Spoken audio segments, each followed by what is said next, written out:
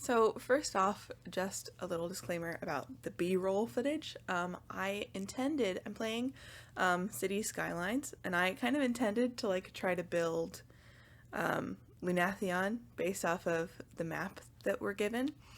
But I couldn't quite land on a map to use, and I'm not great at this game, so I'm not entirely sure how to do like sandbox mode or whatever. So you're gonna get me playing some City Skylines for the first part of this video, probably for the whole thing.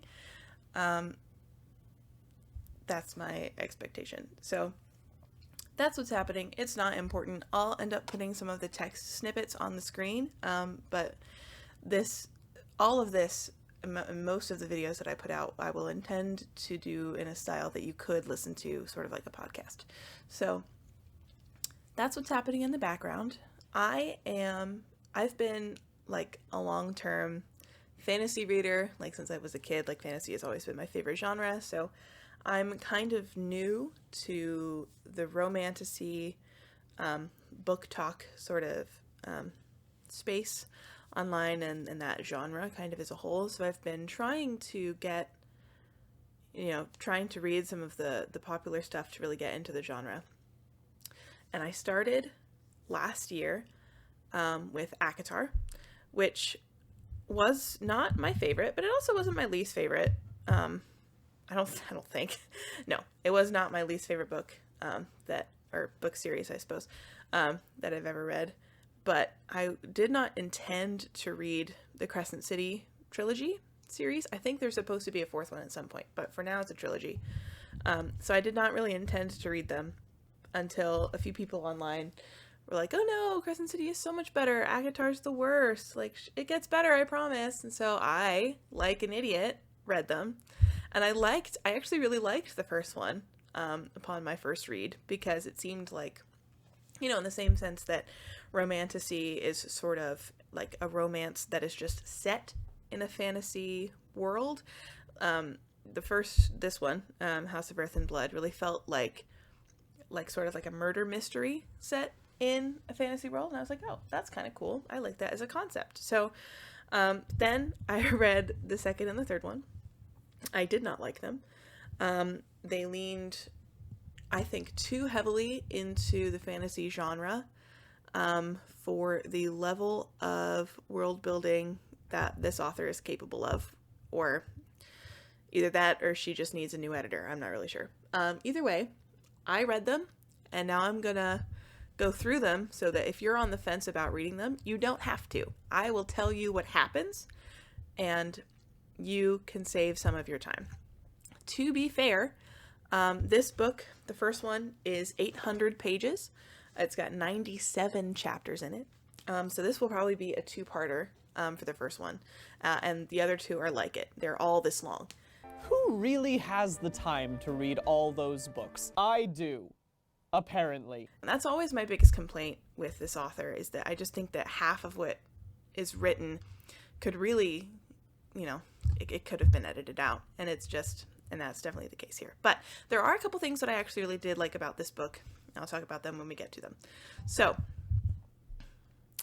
I would like to go through some trigger warnings before we get started. I'm not sure if these books talked about, or rather, I'm not sure if there were any controversies surrounding this trilogy in particular, regarding anti-Semitism or things like that. There are a couple things that kind of make me think that there may have been, but I did a little bit of Googling and I couldn't find anything. So I am not a Jewish person, so I'm going to leave that up to someone who it affects more to decide whether or not the things referenced in this are inappropriate or not. I am not going to make statements that they are not, or that they definitely are. This is editing Ginger really quick. Several days passed in between the recording of this intro and when I'm editing this. I had crazy seasonal allergies kind of hit me like a truck. But I did a little bit more Googling in that time, and I actually was under the impression that Sarah J. Maas was Mormon. It turns out, according to Google, as far as I can tell, that she is actually Jewish. So I wanted to talk about this a little more, because the things that made me think that there may have been a conversation around anti-Semitism, particularly with these books, is just, and I'll talk about this a little bit in the trigger warning section coming up, but there's like, slavery is a big thing in this world, and all the slaves have like a tattoo that marks them as such. And then in the next book, there's actually mention of like death camps for human rebels. So, and those are really the two big things that made me think, was this discussed? Now, those things are obviously not unique to like the Holocaust, but they're often associated with them. So I'm still not making any declarative statements about whether or not this was inappropriate for a fantasy series or whatever. It was just something that I had thought of. But this book deals with a pretty oppressive government regime. There's also a lot of fantasy racism, classism, and like chauvinism, I would call it. There is literal slavery in this book as a result of the fantasy racism and rebellion that happened against the oppressive government regime. There's also torture, some gore, general violence, and death. And there's also like a lot of slut shaming, some sexual harassment, and just like general misogyny. So I think I've covered all of the big ones. Yeah, it's a lot. So without further ado, Crescent City 1, House of Earth and Blood. And this is from the back of the book. Bound by blood, tempted by desire, unleashed by destiny. Let me tell you, I have read this book 3 times, and I still have no idea what that was referencing. None. I don't know. Anyway, the synopsis on the back of the book. Half fae, half human Bryce Quinlan loves her life. Every night is a party, and Bryce is going to savor all the pleasures Lunathian, also known as Crescent City, has to offer. But then, a brutal murder shakes the very foundations of the city, and Bryce's world comes crashing down. 2 years later, Bryce still haunts the city's most notorious nightclubs, seeking only oblivion now, trying to put the past behind her. When the murderer attacks again, and an infamous fallen angel, Hunt Athalar, is assigned to watch her every footstep, Bryce knows she can't forget any longer. Sorry, I'm being so dramatic. As Bryce and Hunt fight to unravel the mystery, the threads they tug ripple through the underbelly of the city, across warring continents, and down to the deepest levels of hell, where things that have been sleeping for millennia are beginning to stir. I like how I made fun of myself for being dramatic, and then immediately was dramatic again. Okay, anyway. Just inside, we do get a map. It's a map of Lunathian, the Crescent City. I'll put a picture up in the video. I don't have a lot of complaints about this map, but I am going to complain now and several times in the near future that we don't get like a territory map or a world map or like there are a lot of places sort of vaguely referenced, but I don't have any idea like how, like where any of those places are, and like in in respect to each other or like in general. Like this Lunathian is on a continent called Valbara, and there's another continent that's bigger, I guess, called Pangira, but I don't know where that one is, or which of the places referenced are on which continent, if there are only 2 continents, if there are other, like, I don't know, because we didn't get a map. So that's my complaint. Anyway, there's also a the 4 houses of Midgard. You can see there's House of Earth and Blood, House of Sky and Breath, House of Many Waters, and House of Flame and Shadow. And I will probably talk about this closer to the end, what I think about this page. I don't think it's particularly helpful. I don't hate it. You can tell that immediately that there are a lot of fantasy folklore kind of creatures sort of shoved into the world that we're in. And I don't hate that on principle. I don't think that's like inherently a bad thing. I have a lot of questions about the purpose of this page. The one thing that I will say that I do think that it does help is that it immediately establishes sort of like a pantheon, and like each deity's general domain. But the pantheon doesn't matter. So is it good? I don't know. Anyway, so that's kind of the intro. I'm going to go through all of the plot with with some text snippets, and some of my thoughts kind of roiled in. I'm also going to be keeping track of a couple really petty sort of counters. The word lethal is used too many times, and I'm going to count them.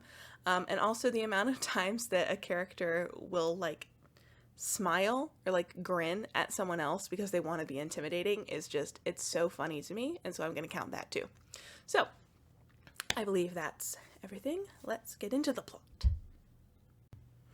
Okay, so we do not get a prologue. We're just, we just head straight into part 1, The Hollow, chapter 1.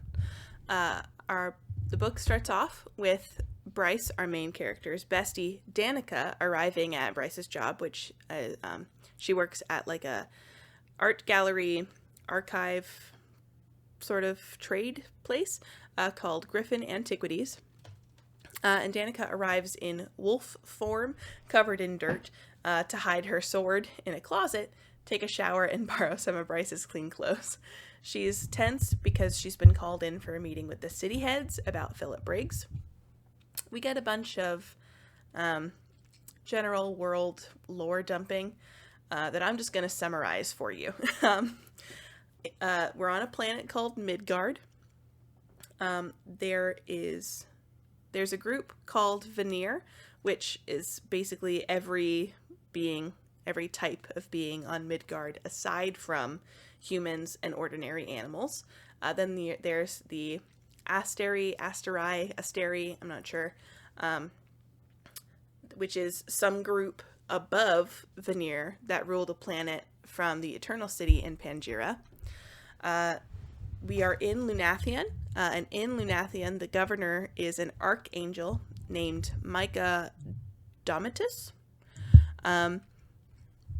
His personal army of angels is called the 33rd Imperial Legion, and there's also the Aux/Auxiliary group, which is some kind of Veneer-run police military force.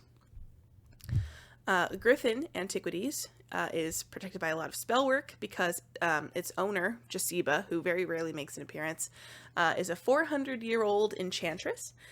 She was probably a witch, which would have put her in House of Earth and Blood, but she defected to the House of Flame and Shadow, which is apparently something you can do, and she may or may not turn people she doesn't like into animals, which she then keeps in little terrariums all around the shop. Danica is the alpha of the pack of devils. She's also the granddaughter of the prime of the Valbaran wolves. The Valbaran wolves. So like all of the wolf shifters on the continent, Valbara. And her mom may have been passed over as the heir to that title. So Danica is effectually next in line. And also the sword was an heirloom for some reason.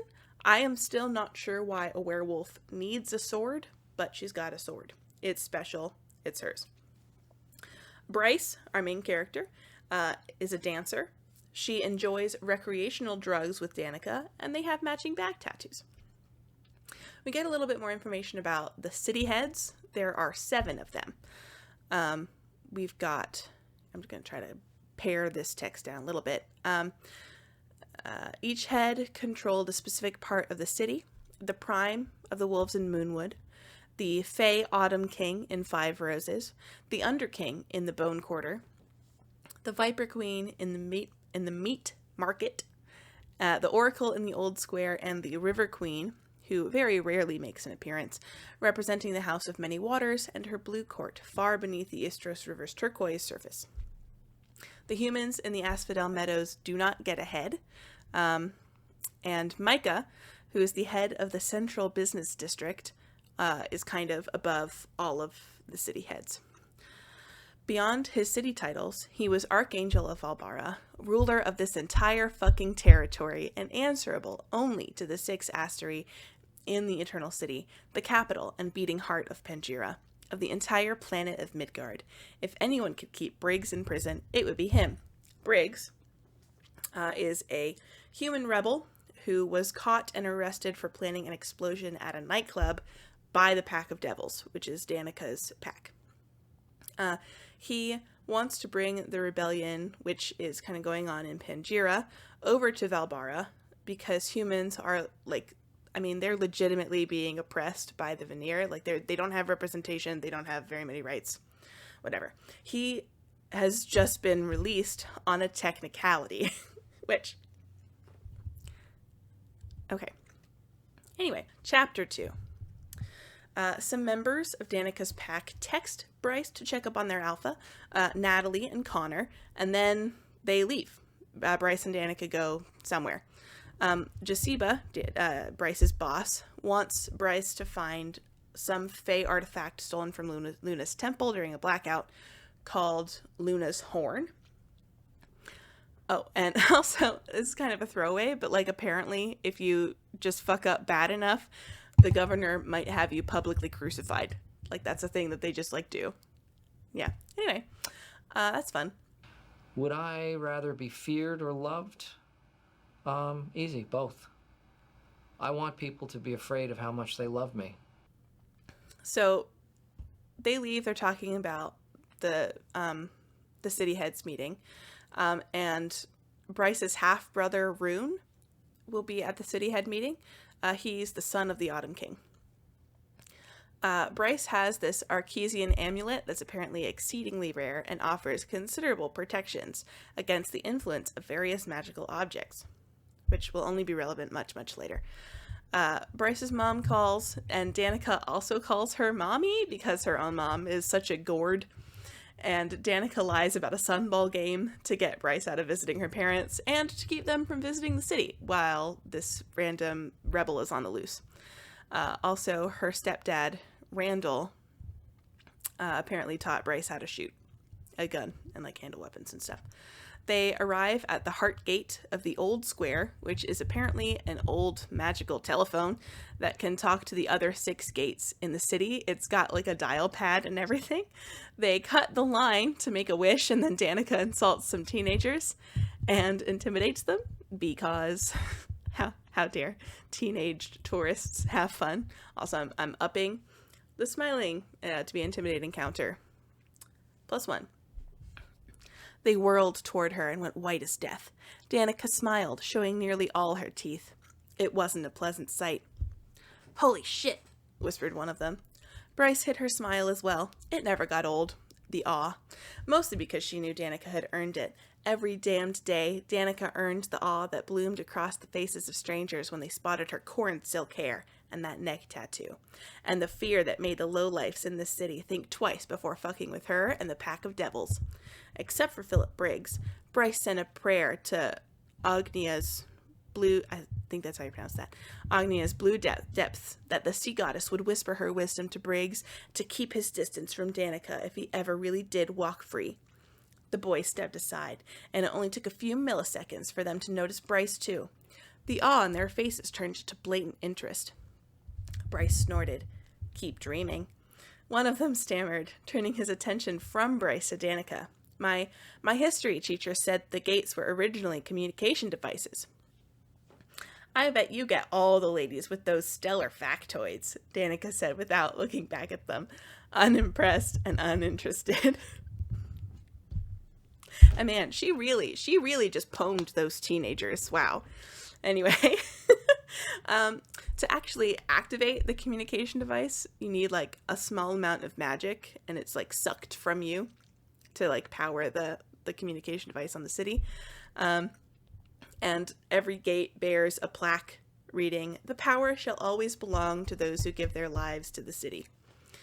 So Danica wishes to Ethan to win his wishes for Ethan to win his sunball game, And Bryce takes the opportunity to continue info dumping about the magic system. There's something called the drop, which is a kind of magical ritual that like slows down the aging process of veneer.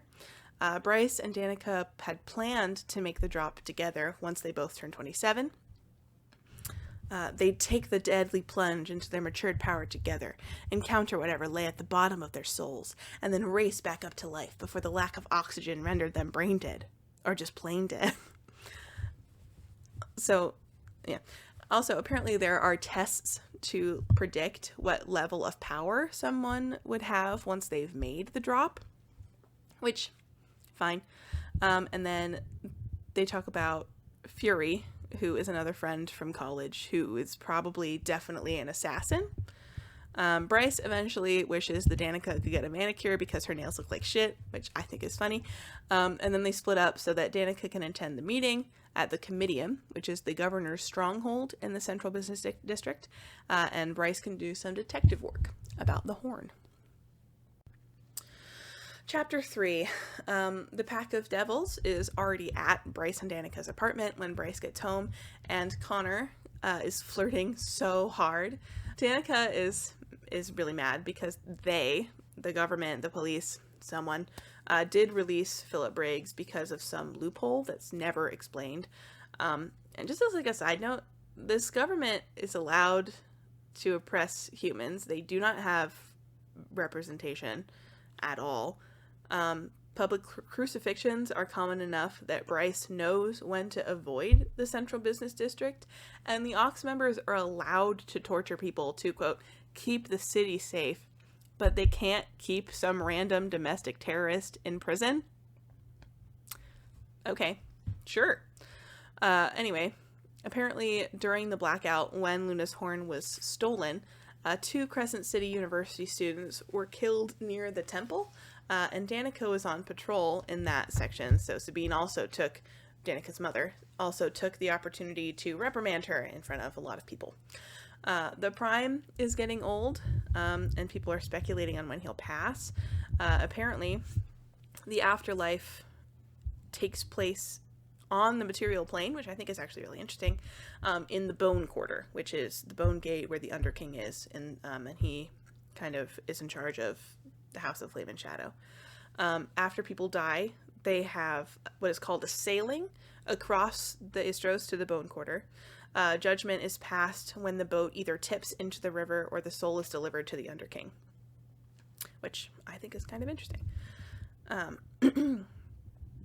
Danica reminds Bryce that she has a date with a human named Reed, who is bad in bed but has a good job with a tech company called Redner Industries. And the date is at some fancy place called the Pearl and Rose, and Connor is jealous. Danica also has had a job with Redner Industries doing like part-time security, and she was the one that set Bryce up with Reed. At this point, we get the names of all the pack members. There's Connor and Natalie, Danica's second and third, Bronson, whose only trait is that he's large, Zach and Zelda, who are twins, whose wolf forms are white, so they're called the Ghosts. And then we get Thorn, who is an Omega, which is completely irrelevant. So, Connor snarls because the pack starts laughing about Bryce's love life. It's dramatic. Mercifully, Bryce reached her bedroom without any comments regarding her sort of boyfriend's prowess and shut the door behind her firmly enough to tell them all to fuck off. She made it 3 steps toward her sagging green dresser before laughter barked through the apartment. It was silenced a moment later by a vicious, not quite human snarl, deep and rumbling and utterly lethal. Lethal, plus.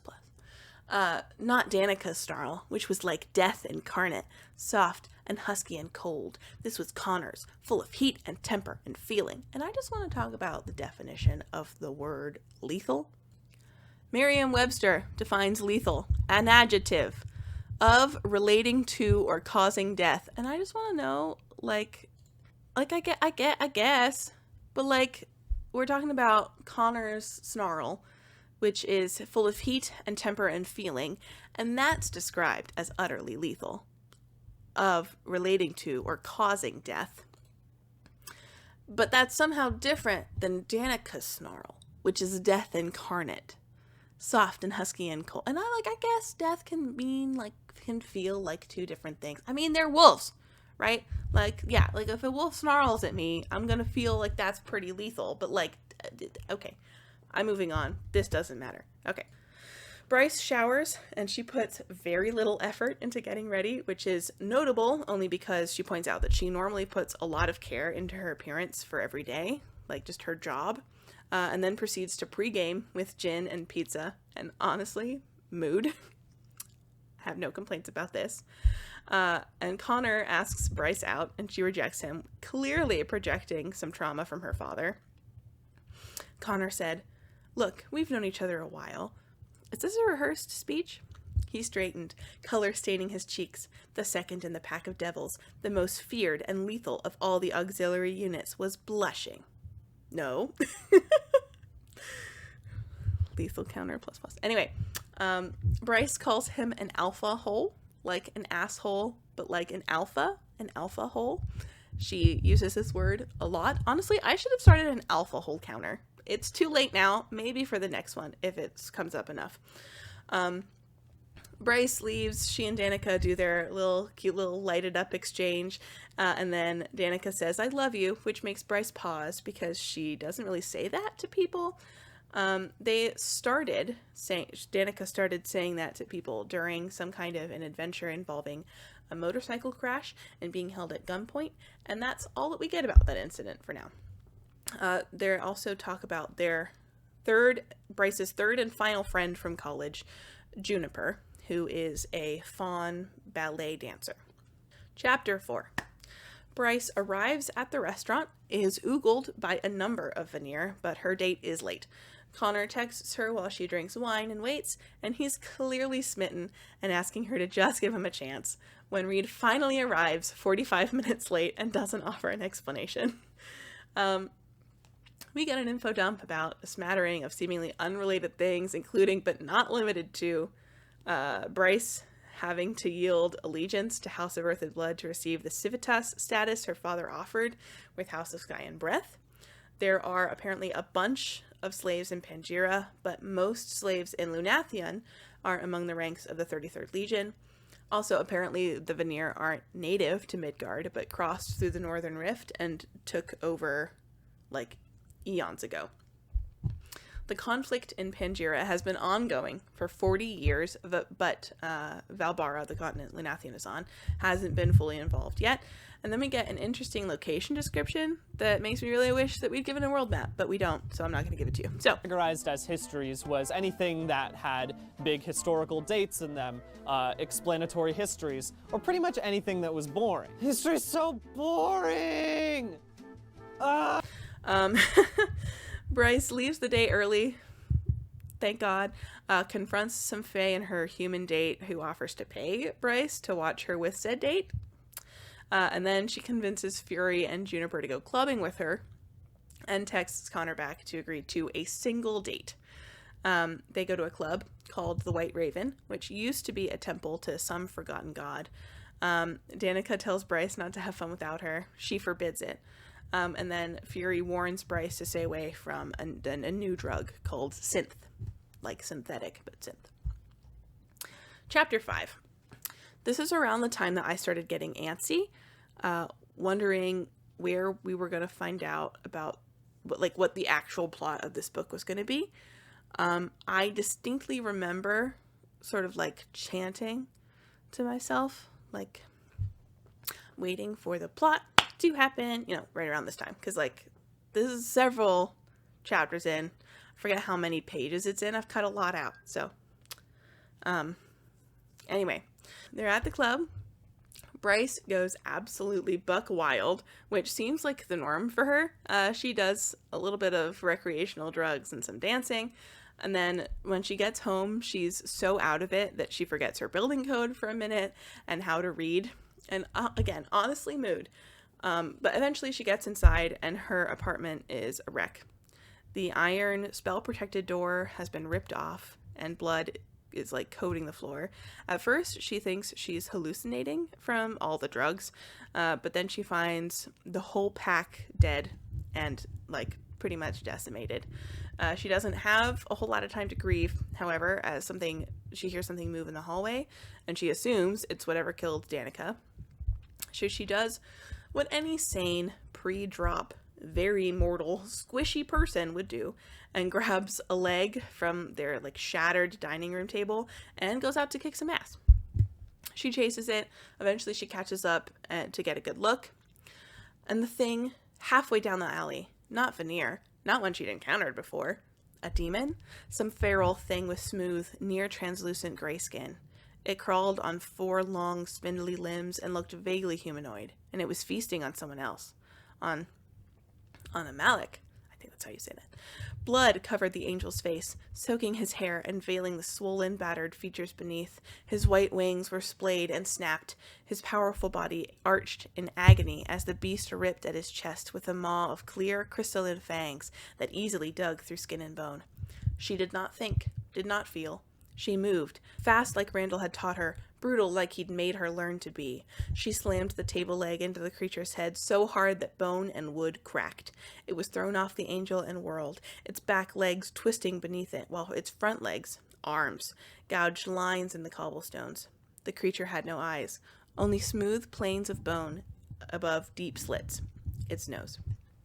So she tries to get it off the angel. She gets a really nasty leg wound in the process, but manages to scare it off.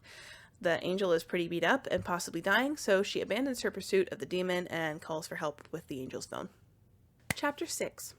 We get a perspective shift to, I think this is to Isaiah Tiberian, who is an angel. He's the commander of the 33rd Legion.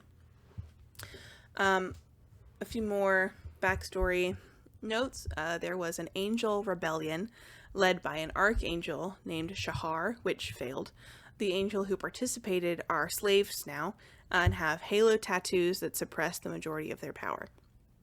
We're also introduced to a few new characters.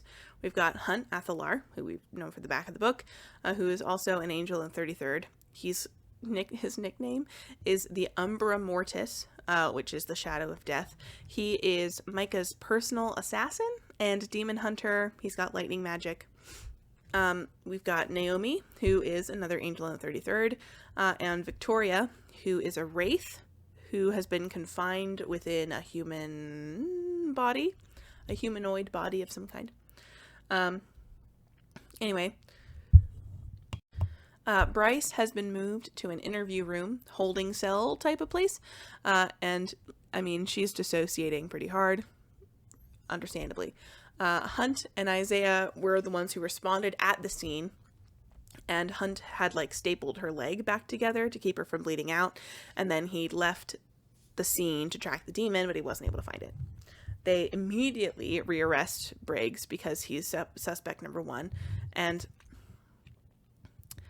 like the fact that like the governor, Micah, has a personal assassin and never sent his personal assassin after Philip Briggs is just like, that's immediately sus to me. Anyway, Sabine bursts in. She's angry at Bryce because of Danica's sword and because Bryce is alive and Danica isn't. Isaiah and Hunt keep her from attempting murder, and then Victoria tries to interview her. Hunt said coolly, "He doesn't have to tell you shit, Fender." As commander of the 33rd Imperial Legion, Isaiah held an equal rank to Sabine. They both sat on the same governing councils, both answered to males of power within their own ranks and their own houses. Sabine's canines lengthened as she surveyed Hunt. "Did I fucking speak to you, Athalar?" Hunt's eyes glitters, but Isaiah pulled out his phone, typing as he cut in calmly. "We're still getting the reports in. Victoria is coming to talk to Miss Quinlan right now." "I'll talk to her," Sabine seethed. Her fingers curled as if ready to rip out Hunt's throat. Hunt gave her a sharp smile and told her to just try. The lightning around his knuckles twining? I don't know. Up his wrist. So Sabine is the worst. I know she's grieving right now, but she's the worst. Trust me on that. Bryce is still pretty unresponsive, so Victoria rattles off a list of all the substances that they found in her system, the text thread between her and Danica, and then plays like the audio of like that a security camera caught of her best friend dying. It's pretty bad. There's a lot of screaming, some begging, and some other sound effects that I'm not going to go into too much detail about. Hunt barges in to get it to stop, but Bryce like loses it and flips the table, and then she throws up a bunch. And Hunt's response is like he almost puts a comforting hand on her shoulder, but like thinks better of it, and then looks at the table and says, "Impressive." Anyway, Rune Dannon, the crown prince of the Valbaran Fae, comes to the rescue, and he is pissed. So they let Bryce go, which is how we learn that Bryce is a Fae princess. He's also got a fancy heirloom type sword called the Star Sword. Everybody's got a sword. Everybody's got a water buffalo. Yours is fast, but mine is slow. Valbaran Fae, including the Autumn King, Rune and Bryce's father, typically possess like fire magic, but Rune got power from his kin, on his mother's side, on some island called Avalon, which is like shadows, mists, and like maybe telepathy. He tells Hunt and the others that Bryce is his cousin. Rune crossed his arms. She does what she wants. She always has. There was enough bitterness there to suggest history. Bad history. Hunt drawled, "Just how close are you two?" "If you're asking whether I'm fucking her," Rune seethed, "the answer, asshole, is no. She's family." "Distant family," Hunt pointed out. "I heard the Fae like to keep their bloodline undiluted." Rune held his stare, and as Hunt smiled again, ether filled the room, the promise of a storm skittering over Isaiah's skin. Rune storms off, and Isaiah and Hunt talk about the demon, Philip, Briggs, and Bryce. Isaiah said, "If Briggs is behind it, we'll learn what the demon is soon enough." If Briggs talked at all. He certainly hadn't when he'd been busted in his bomb lab, despite the best efforts of the 33rd's interrogators and the Ox. Isaiah added, "I'll have every available patrol quietly looking out for other young packs in the auxiliary. If it winds up not being related to Briggs, then it could be the start of a pattern." Hunt asked darkly, "If we find the demon?" Isaiah shrugged. "Then make sure it's not a problem anymore, Hunt." Hunt's eyes sharpened into lethal focus. "And Bryce Quinlan, after the 3 days are up?" Isaiah frowned at the table, the crumpled chair. "If she's smart, she'll lie low and not attract the attention of any other powerful immortals for the rest of her life." Oh yeah, they also put like a tracker in Bryce that's supposed to like go run out of her system in 3 days. I don't know. After all this, chapter 7 is pretty short. We're back to Bryce's perspective. She spends the next 6 days in a hotel room with her mom, ignoring texts from Ethan Holstrom, who is Connor's younger brother. Eventually, he uninvites her from Danica's sailing, which is their funeral sort of practice. So she pays the fee and takes a magical boat across the Istros to the Bone Quarter to say goodbye and to give Danica one last thing. So, and that's the end of part 1. My thoughts right now are 2 things, really. I think too much info dumping. I know that in fantasy, you're going to have a little bit of it. It's kind of inevitable. You're trying to piece together a world that makes sense out of concepts that, we see in mythology and folklore and like all of that kind of stuff. And you're trying to piece it together with a magic system that makes some kind of sense. I get it. But there's a lot of info dumping here. And I think that, I actually think that part 1, if it had been cut in half, would have been a really, really good prologue.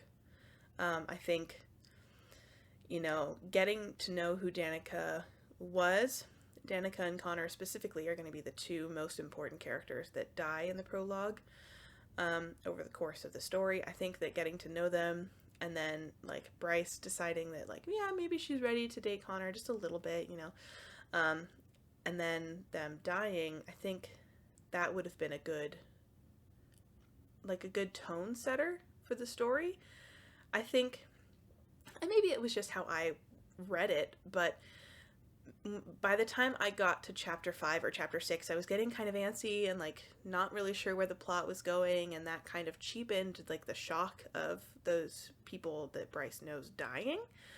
I think if we had just cut some of the excess and like not spoon-fed the reader a little bit, you know, and I think it should have been the prologue. That's bottom line. Is it should have been the prologue. It should have been chopped about in half, and it should have been made the prologue.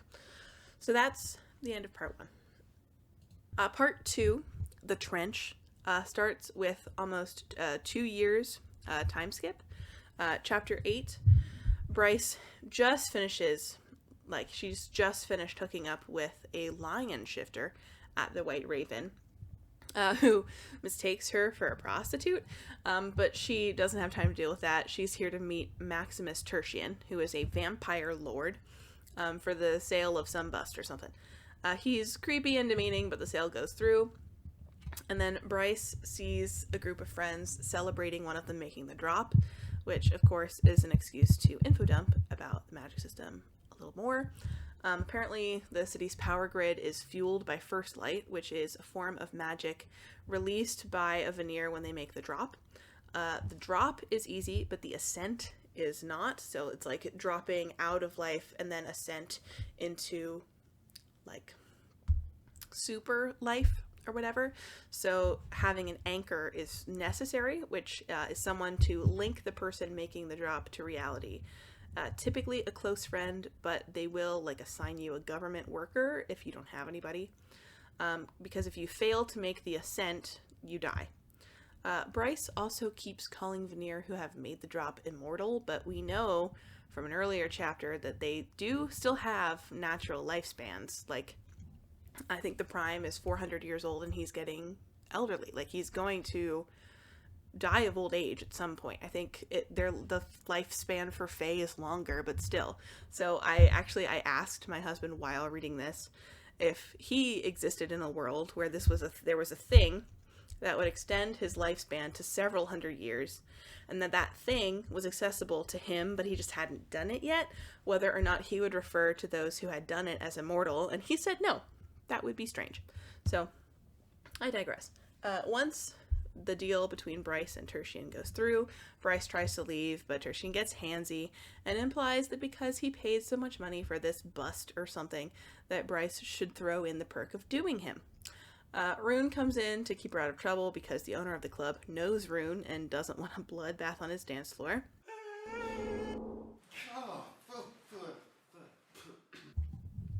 We get a little bit of backstory between the relationship between Bryce and Rune, boiling down to that they had some kind of falling out, but they used to be pretty close since they both hate their dad, and you know, they bond over hating their dad. They bicker, and then Rune tells Bryce that the Autumn King, their dad, wants her to lie low since there's a summit meeting coming up soon. Which every 10 years, a gathering of Valbara's ruling powers to debate whatever issues or policies the Asteri ordered them to deal with. Also, it's mentioned briefly that Bryce hasn't actually touched alcohol or hard drugs since Danica's death. Rune tries to walk her home, but she doesn't want that, so he follows her like a creep. She gets to her apartment, and then, pausing with a hand on the glass doors, she glanced over her shoulder to where Rune leaned against a black painted lamp post. He lifted a hand in farewell. A mockery of one. How? Is he like smirking when he does it? Like, how do you make a mockery of a farewell by lifting a hand? Anyway, I'm just gonna assume that Bryce is projecting because she does that. I get it. She's been through a lot. Since her old apartment with Danica was pretty much destroyed, and then was an active crime scene for a while, Bryce has moved into an incredibly fancy place that was left to her and Danica's will, and she's got like a doorman and everything. We live at the Morning Star. That's so posh and hibbly-fibbly-gibbly. It's got a lot of locks and protective spells, and Syrinx, the Chimera, the fantasy dog, lives with her now. Chapter 9, we get Hunt's perspective. He is interrogating torturing some random people in the Asphodel Meadows. And then we get a time jump to Hunt arriving back at the Comitium where the barracks are.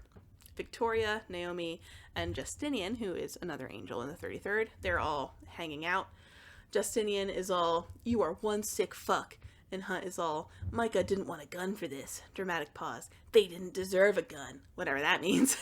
So, what they did to deserve torture and dismemberment, we never find out. But it seems like that's a regular enough occurrence that, like, Micah just requests someone be assassinated as slowly as possible. Naomi has the good sense to end the conversation there. Hunt goes all quiet, thinking about his time before Lunathion in a place called Ravelis with an archangel named Sandriel. TLDR, during the rebellion, Hunt was with Shahar, and Sandriel is her twin sister, and she sucks. There's also a bunch of references to a bunch of other places that I'm not going to list because there's no world map, and Sarah J. Maas makes no effort to explain what they are. They don't matter. We also get another lore dump about the Angels' Rebellion a couple centuries ago, which apparently Shahar thought Sandriel killed their parents so that they could rule without interference. And Sandriel was the person that killed Shahar on the battlefield, ending the rebellion. Micah offered Hunt a deal to buy his freedom, which is super suspicious to me. Micah had offered Hunt the bargain from his first day in Crescent City 4 years ago, a kill for every life he'd taken that bloody day on Mount Hermon. And since Hunt was a general in the rebellion, Micah is counting them all as his fault, which is like 2,217. Which, again, this is like state-sanctioned torture and murder, no trial, no nothing, and then they released a human on a technicality? No. Anyway. Chapter 10, back to Bryce. Bryce is at Griffin Antiquities trying to get some random couple to stop browsing and actually buy something when Isaiah and Hunt show up, and the perspective shifts. This happens so often where the perspective shifts mid-chapter, like several times. I hate it. That's just a personal preference. I hate that. Give me a chapter break or give me first person perspective or third person omniscient because this is too much. I don't like it. Anyway, Bryce takes forever to answer the door. And when she does, she tells him that they need to make an appointment. They have a bit of a pissing contest, and then Hunt tells her that they're here about a murder, which obviously gets Bryce to let them in. Bryce Quinlan leaned against the large ironwood desk at the center of the space, her snow-white dress clinging to every generous curve and dip. Hunt smiled slowly, showing all his teeth. He waited for it, the realization of who he was. How tough am I? How tough am I? I had a bowl of nails for breakfast this morning. Yes, so? Without any milk.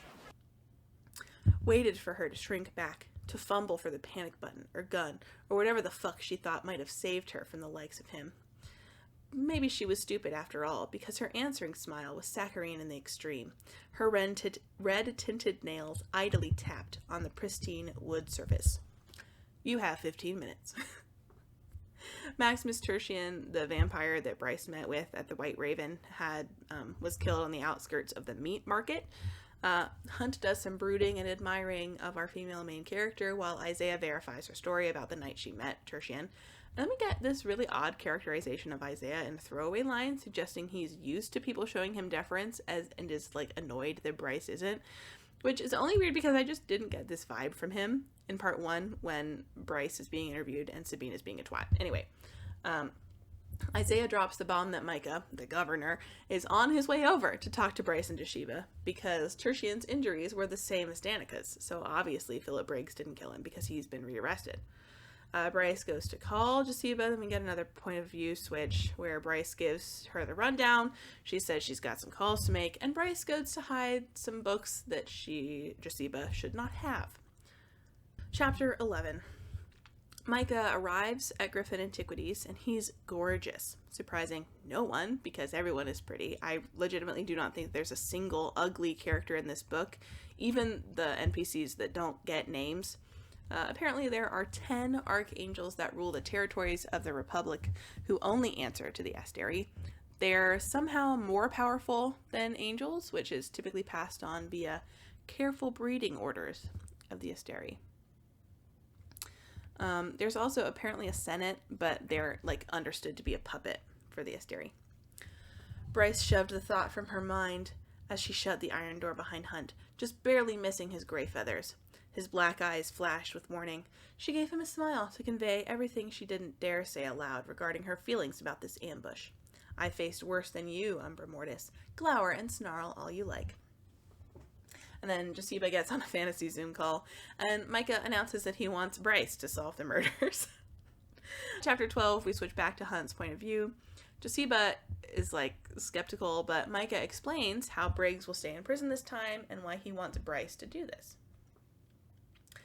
But then Micah went on. However, this means a dangerous murderer remains loose in the city, able to summon a lethal demon. For sport or revenge, we do not know. I will admit that my 33rd and the auxiliary have exhausted their resources, but the summit is in just over a month. There are individuals attending who will see these murders as proof that I am not in control of my city, let alone this territory, and seek to use it against me. Of course, it wasn't about catching a deadly killer. No. This was pure PR. Even with the summit so far off, Hunt and the other Triari had been prepping for weeks now, getting the units in the 33rd ready for the pomp and bullshit that surrounded the gathering of Valbaran powers every 10 years. Leaders from across the territory would attend, airing their grievances, and maybe a few guests appearing from the ruling assholes across the Haldren. At the summit, a new witch queen will be recognized after the previous Queen of the Witches has passed, and the Asteri are sending Sandriel to give a report on the state of the rebellion in Pangira, and she's also bringing some guy named Pollux that everybody calls the Hammer. Bryce was the only person that got a good look at the demon, and that's kind of why Micah wants Bryce to be involved in the investigation. And then we get this interesting bit of world building. Josiba cleared her throat. And you still don't know what kind of demon it was? She leaned back in her chair, a frown on her full mouth. No, Micah said through his teeth. It was true. Even Hunt hadn't been able to identify it, and he'd had the distinct pleasure of killing more demons than he could count. They came in endless breeds and levels of intelligence, ranging from the beasts that resembled feline, canine hybrids to the humanoid, shape-shifting princes who ruled over Hell's 7 territories, each one darker than the last. The hollow, the trench, the canyon, the ravine, the chasm, the abyss, and worst of them all, the pit. Even without a specific identification, though, given its speed and what it had done, the demon fit with something belonging to the pit, perhaps a pet of the Star Eater himself. Only in the depths of the pit could something like that evolve, a creature who had never seen light, never needed it. And so it's right about now that you should be figuring out that each part of this book is named after a different territory in Hell. Spoiler alert.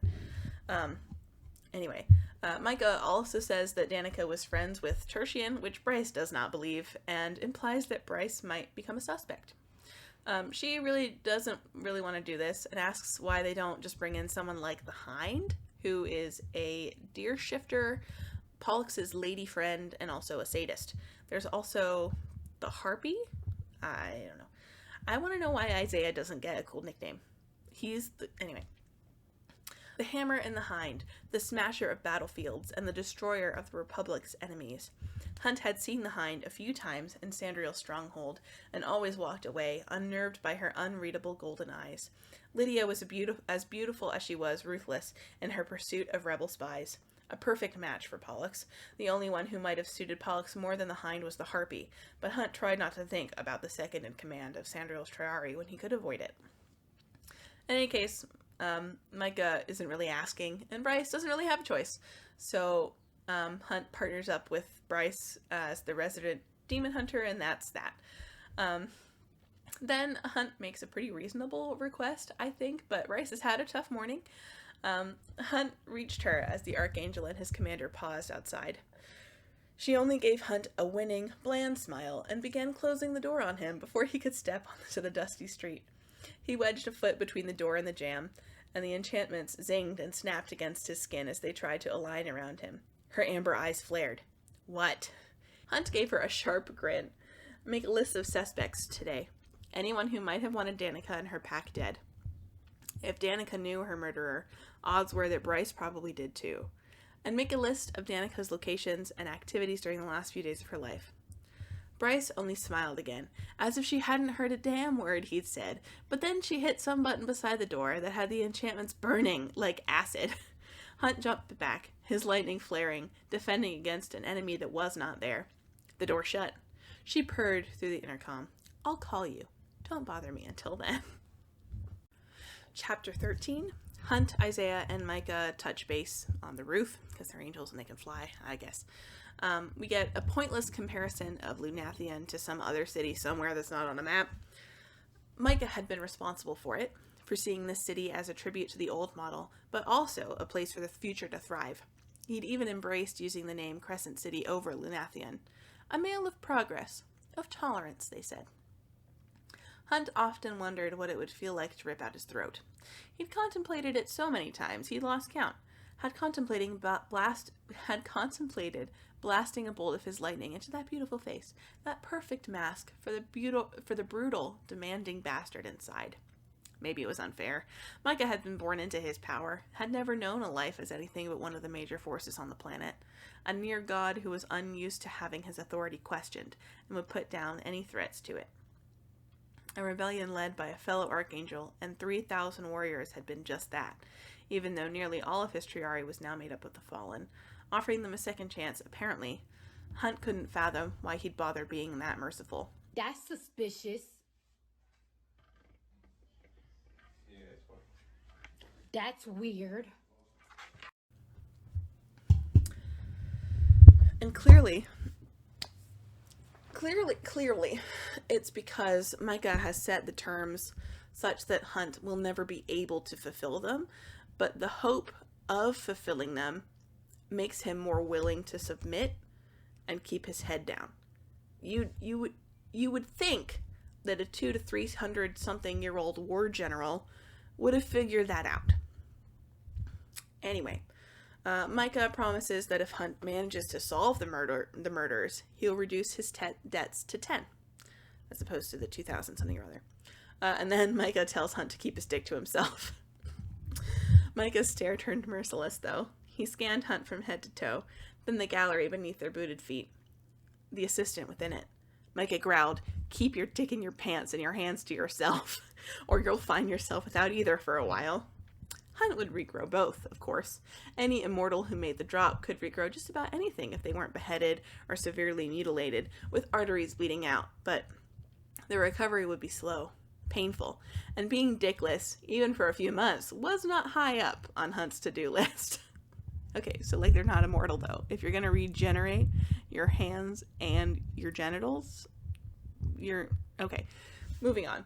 Apparently, the Asteri have a pair of Hunt's wings mounted in their throne room, because that was the punishment for being part of the rebellion, was having your wings cut off, but they would grow, so, okay. Michael blasts off for his evil lair, and Isaiah and Hunt speculate about his motivations. Isaiah is pretty trusting, which, again, is pretty sus to me, because he's also a couple hundred years old, presumably, and is the commander of the governor's private army of angels. Anyway, also Sandriel is a cartoon villain. With most of the fallen either scattered to the four winds or dead, Sandriel enjoyed nothing better than strolling through her castle dungeons, crammed full of human rebels, and selecting 1, 2, or 3 at a time. The arena at the heart of her city was just for the pleasure of destroying these prisoners in various ways. Battles to the death, public torture, and unleashing lowers and basic animals against them. There was no end to her creativity. Hunt had seen and endured it all. With the conflict currently surging, those dungeons were sure to be packed. Sandriel and Pollux must have been enjoying the hell out of the pain that flowed from that arena. Which just begs the question, does every evil character need to be the evilest possible character they can be? There's evil afoot. What evil?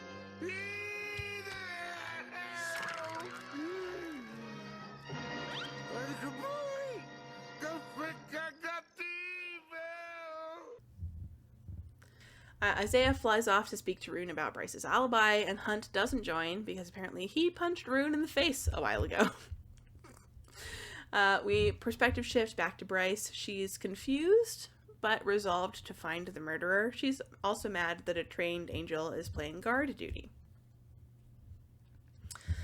I know, Bryce chewed on the inside of her cheek. If whoever is behind this is strong enough to summon a demon like that to do their dirty work, I'll likely wind up dead too. Very likely, given that she hadn't decided if or when to make the drop yet. Those gray, glittering eyes roved over her face. Then keep Athalar close. Bryce bristled, as if she were some little female in need of a big, strong warrior to guard her, even if it was partially true. Mostly true. Totally and definitely true, if that demon was being summoned again. But make a list of suspects indeed, and the other task he'd given her, to make a list of Danica's last locations. Her body tightened at the thought. She might accept Athalar's protection, but she didn't need to make it easy for that swaggering asshole. Also, apparently, Bryce has been rage applying to a bunch of other jobs and is like keeping her resume in a misnamed folder on her computer. She keeps herself from doom scrolling through her message threads with Danica and Connor, and almost texts Fury and Juniper, but decides against it since Micah wanted it kept quiet, and Fury probably already knows. Anyway, chapter 14. We get a chapter from Rune's perspective. He's sitting in his father's office. Or he's visiting his father in his office. I don't know where he's sitting. It doesn't matter. The Autumn King's personal study was larger than most single-family houses. Bookshelves rose 2 stories on every wall, crammed with tomes and artifacts, both old and new, magic and ordinary. A golden balcony bisected the rectangular space, accessible by either side of the spiral staircases at the front and the back, and heavy black curtains currently blocked the morning light from the tall windows overlooking the interior courtyard of the villa. I really like this description. I have nothing bad to say about this description. I can picture this so clearly. I don't know how to pronounce this word, and I didn't Google it before recording. I'm very sorry about that. The orrery in the far back of the space drew Rune's eye, a working model of their 7 planets, moons, and sun, made from solid gold.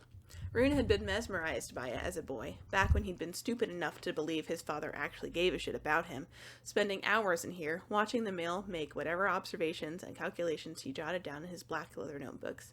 He'd asked only once about what his father was looking for, exactly. Patterns, was all his father said. The Autumn King sat at one of the 4 massive work tables, each littered with books and an array of glass and metal devices. Experiments, for whatever the fuck his dad did, with those patterns. Rune passed one of the tables where iridescent liquid bubbled within a glass orb set over a burner, the flame likely of his father's making, puffs of violet smoke curling from it. Should I be wearing a hazmat suit?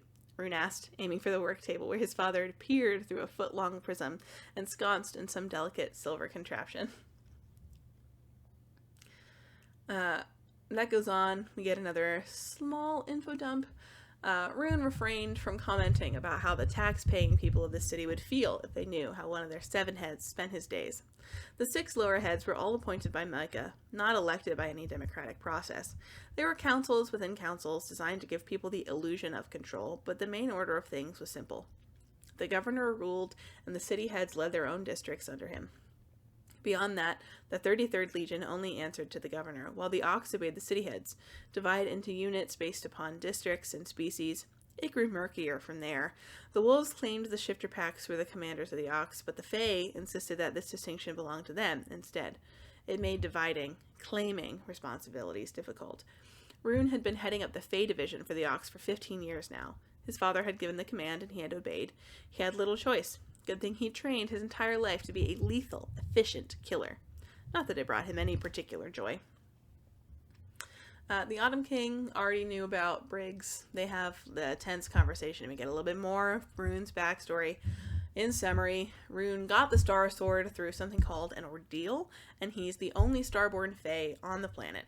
And the super convenient power level testing revealed his to be just like slightly less than his dad, which is good because his dad is awful, and it's implied that if it had been higher than his father's, he may have been like killed by him. We get a tiny bit more info about the falling out with Bryce. It's Rune's fault, but he clearly regrets the whole thing. And some more about the Starborn thing. Rune controlled the anger thrumming through him, his shadow magic seeking to veil him, shield him from sight. Another reason his father resented him. Beyond his Starborn gifts, the bulk of his magic skewed towards his mother's kin, the Fae who ruled Avalon, the mist-shrouded isle in the north, the sacred heart of Faedom. His father would have burned Avalon into ashes if he could. That Rune did not possess his father's flames, the flames of most of the Valbaran Fae, that he instead possessed Avalon abilities, more than Rune had ever let on, to summon and walk through shadows, had been an unforgivable insult. Rune has to ask his dad's permission to warn his mom about the danger with the murders and the demons. Side note, the Fae are just as gross in the series as an Agatar. Little tidbit. I'm sure you're surprised. There's a ton of tell not show in this chapter, so I'm going to skip over most of it. Rune conjures some starlight for his dad's experiment. It's a really small amount of magic, and that's a bit difficult for him. And then he announces that Rune needs to get married. He wants to make an alliance with the House of Earth and Blood by having him marry Hypaxia, which is the new witch queen that's going to be announced at the summit. And he still wants to find Luna's horn, because supposedly the horn's magic has been lost somehow, but it's a symbol, and symbols carry power, blah, blah, blah. Rune tucked that information aside. Why don't you look for the horn? His father loosed a breath through his long, thin nose, and the fire in him banked to embers. The king nodded towards Rune's hand where the starlight had been. I have been looking for 2 years. Rune blinked, but his father went on. The horn was originally the possession of Peleus, the first starborn prince. You may find that like calls to like.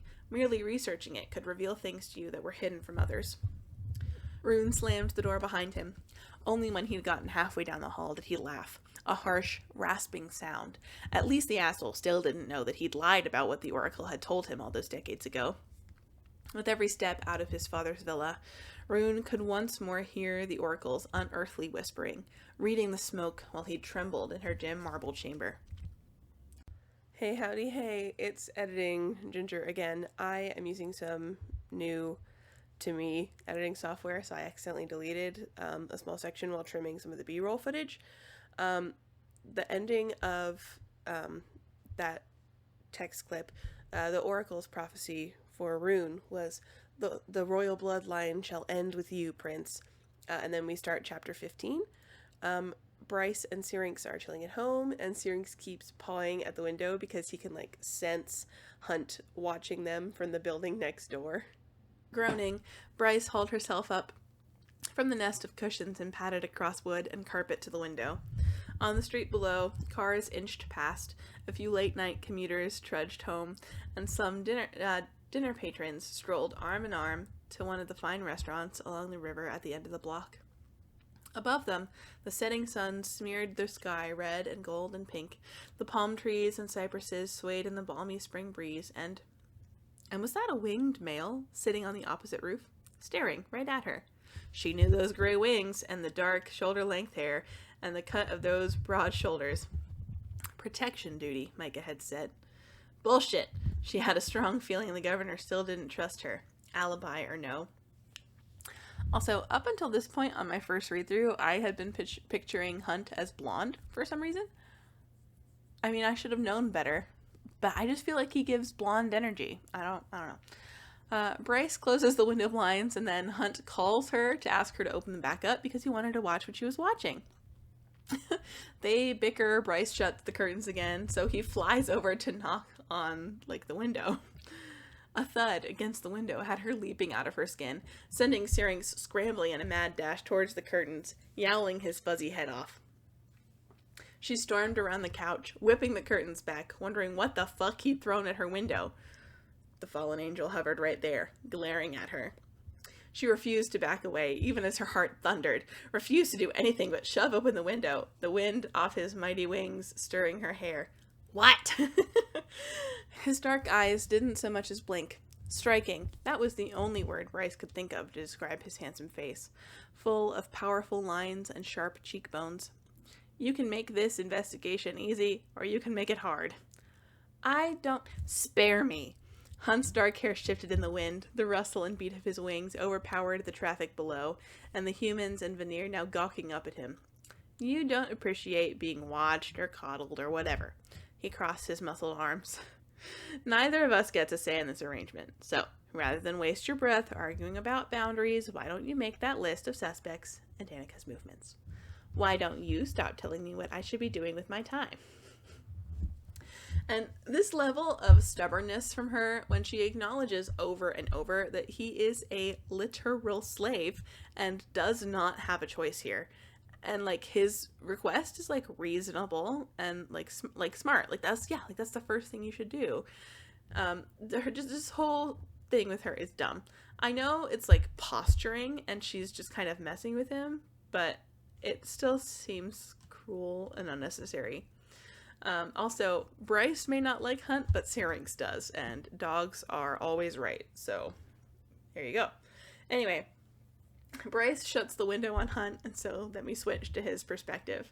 He calls Isaiah while he's occupied to ask him about chimeras. Are you aware, Hunt said, his voice a low rasp as a bevy of quails snaked across the street, some tiny shifter family no doubt, that chimeras are able to pick locks, open doors, and jump between two places as if they were walking from one room to another? No, Isaiah said, panting. Apparently Quinlan wasn't either, if she bothered to have a crate for her beast, though maybe the damn thing was more to give the chimera a designated comfort space, like people did with their dogs, since there was no way he would stay contained without a whole host of enchantments. The Lowers, the class of veneer to which the chimera belonged, had all sorts of interesting small powers like that. It was why they demanded such high prices on the market, and why, even millennia later, the Senate and Asteri had shot down any attempts to change the laws that branded them as property to be traded. The Lowers were too dangerous, they'd claimed, unable to understand the laws, with powers that could be disruptive if left unchecked by the various spells and magic-infused tattoos that held them, and too lucrative, especially for the ruling powers whose family profited from their trade. So they remained Lowers. Apparently he's doing this because in the morning, Syrinx like teleported over to the roof to bite Hunt's ass and then like teleported back. Anyway, also the city has like a ton of surveillance cameras, and the Asterian guard have something called a brimstone missile. So, tuck that away for later. Bryce goes to get her nails done, and Hunt waits for her outside in the rain. When she's done, Hunt's mad and reiterates his request that she make a list of suspects and Danica's activities. She's evasive, so Hunt reminds her that she's not a suspect herself.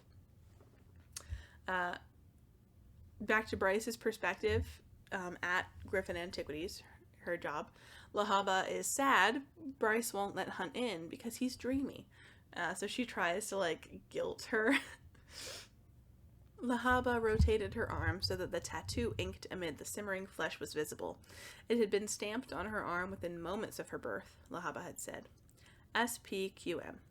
It was inked on the flesh of every sprite, fire, water, or earth, it didn't matter. Punishment for joining the Angels' rebellion 200 years ago, when the sprites had dared protest their status as Peregrini, as Lowers. The Asteri had gone even further than their enslavement and torture of the Angels. They decreed after the rebellion that every sprite, not only the ones who joined Shahar and her legion, would be enslaved and cast from the house of Sky and Breath. All of their descendants would be wanderers enslaved too, forever. It was one of the more spectacularly fucked up episodes of the Republic's history. You shouldn't curse so much, BB. Then you really won't like the Angel. He led my people into battle, and he's a member of my house. I deserve to meet him. Last I checked, that battle went rather poorly, and the fire sprites were kicked out of Sky and Breath thanks to it. Lahaba sat up, legs crossed. Membership in the houses is not something a government can decree. Our expulsion was in name only. It was true, but Bryce still said, what the Asteri and their Senate say goes. And I have questions. So, were all sprites House of Sky and Breath? Like, that makes sense. Okay, there's House of Earth and Blood, House of Sky and Breath, House of Many Waters, and House of Flame and Shadow. And there are Earth, Fire, and Water sprites. Which house does not make sense for sprites to be in? House of Sky and Breath, because there's Earth sprites, which probably should have been in House of Earth and Blood. There's water sprites, which probably should have been in House of Many Waters, and there's fire sprites, which probably should have been in House of Flame and Shadow. So why are all of them in House of Sky and Breath? It doesn't matter. I just want to know. Moving on. Before we continue real quick, it is a new day. I have a bottle of sparkling water, and I've taken an antihistamine to try to get through this. There's something else that I was going to say, and then I immediately forgot it, because that's the kind of day that it is. So, chapter 16. We go back to Rune's perspective. He has, like, he's just smoked fantasy weed or something. The mirth root Rune had smoked 10 minutes ago with Flynn might have been more potent than his friend had let on. Lying on his bed, specially shaped fey headphones over his arched ears, Rune closed his eyes and let the thumping bass and sizzling, soaring synthesizer of the music send him drifting. And this is really nitpicky, but that's the kind of video this is. So from a world perspective, I think this is really dumb. Just the idea that there would be specially shaped headphones for Faye, because, like, and this kind of ties into the other problems that I have with the world building. Like, every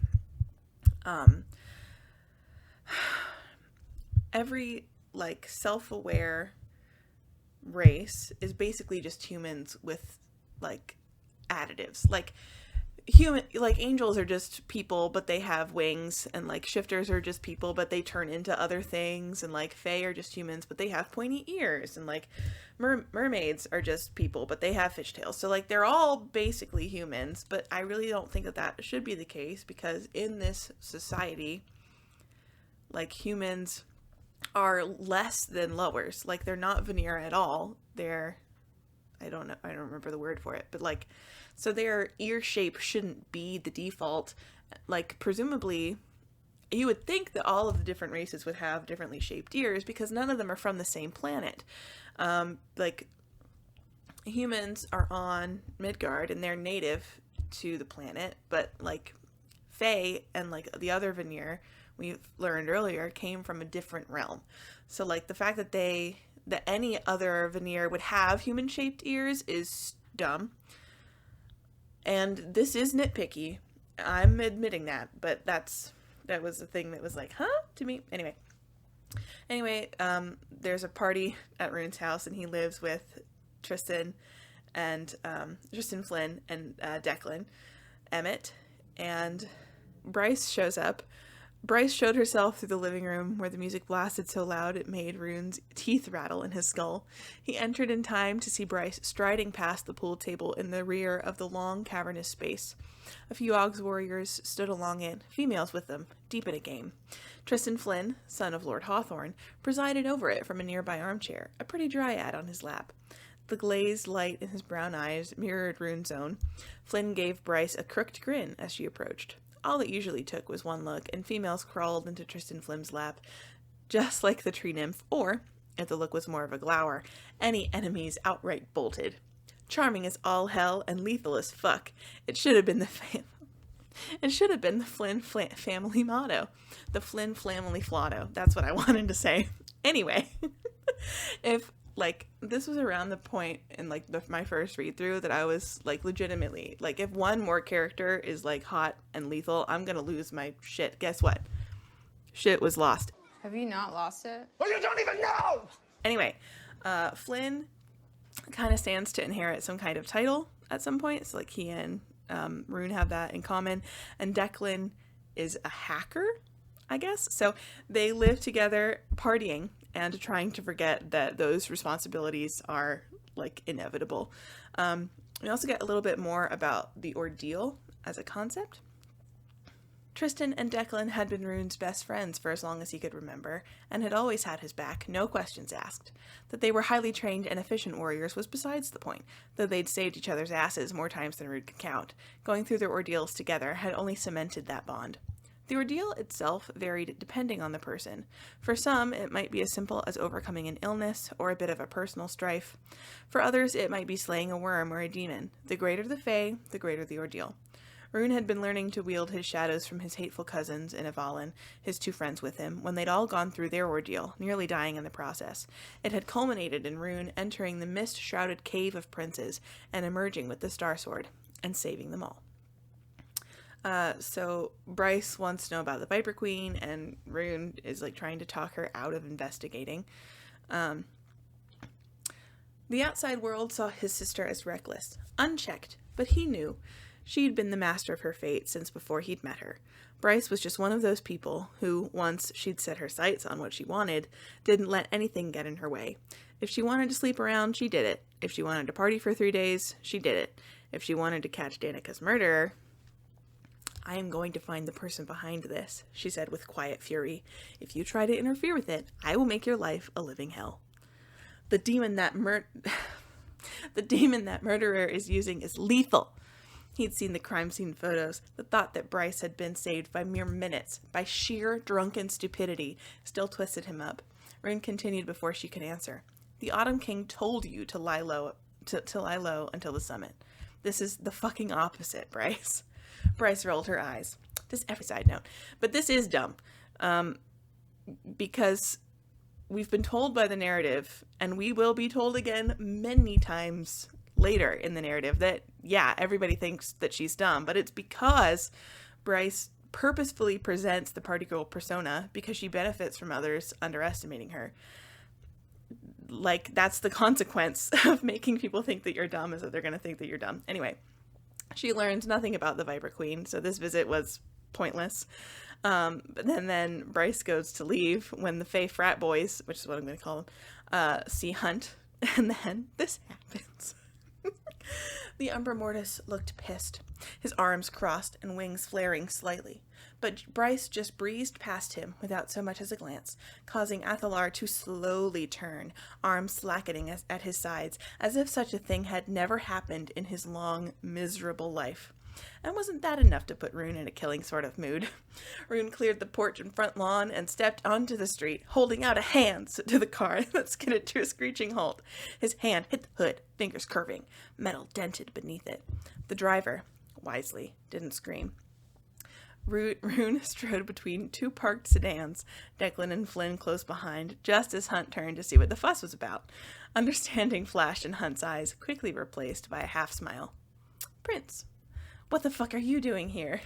Hunt jerked his chin toward Bryce, already disappearing down the street. "Protection duty."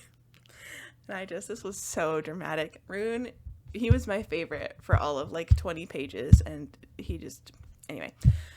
Apparently, Rune and Hunt fought at a spring equinox party a year ago because Hunt was being snarky. Everybody in this book is snarky. That's everybody's one personality trait, is snarky, so whatever. Declan, who is my new favorite at this point, de-escalates the situation before Rune can whip Hunt with darkness. I don't know. And then Bryce and Hunt leave. Chapter 17, Bryce finally gives Hunt her list of suspects and explains what she was doing at the nail salon. Bryce shoved her hand into the pocket of her jeans and pulled out a piece of paper, then silently handed it to Hunt. His brow furrowed. "What's this?" "My list of suspects," she said, letting him glance at the names before she snatched it away. "When did you make this?" She said sweetly, "Last night, on the couch." A muscle ticked in his jaw. "You were going to tell me when?" "After you'd spent the whole day assuming I was a dumb, vapid female, more interested in getting my nails done than solving this case." "You did get your nails done." And girl, this is why. You know what you're doing. Okay. Apparently, Bryce used her girl power internet sleuthing abilities to find Tertian's girlfriend, who works at the salon that she got her nails done at, who confirmed that Tertian and Danica were not friends, but they did have someone in common, the Viper Queen. Hunt puts his foot down about Bryce going through the, quote, right channels to contact the Viper Queen, which Bryce begrudgingly agrees to do, and then she says that when Rune inevitably tells the Autumn King about her arrangement with the governor, Hunt should pay attention to how he reacts in case he was involved somehow. We get a little bit more about the inner workings of the Fae and the government. The Autumn King was a courtesy title in addition to her father's role as city head. As for all the 7 Fey kingdoms, no kingdom was truly their own, even Avalon. The Green Isle, ruled by the Stag King, still bowed to the Republic. The Fey had coexisted with the Republic since its founding, answerable to its laws, but ultimately left to govern themselves and retain their ancient titles of kings and princes and the like. Still respected by all and feared. Not as much as the angels, with their destructive, hideous storm and sky powers, but they could inflict pain if they wished.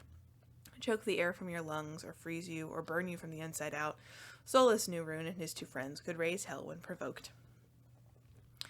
Hunt returns to his roof as Bryce goes up to her apartment. She waits like 30 minutes and then she leaves again. She doesn't have a car, but she has a scooter. So she scooters on down to the meat market, surprising no one. Vendors and shoppers alike eyed her to glean if she was selling or for sale. In the warrens below, carved deep into Midgard's womb, lay 3 different levels just for flesh.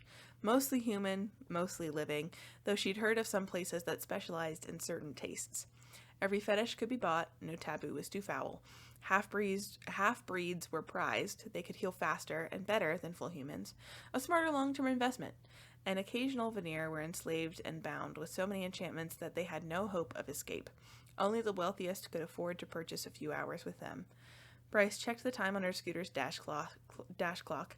Crossing her arms, she leaned against the black leather seat. The Umbra Mortis slammed into the ground, cracking the cobblestones in a rippling circle. Hunt's eyes practically glowed as he said, in full view of those cowering along the street, "I am going to kill you." Chapter 18. Perspective kind of shifts to Hunt.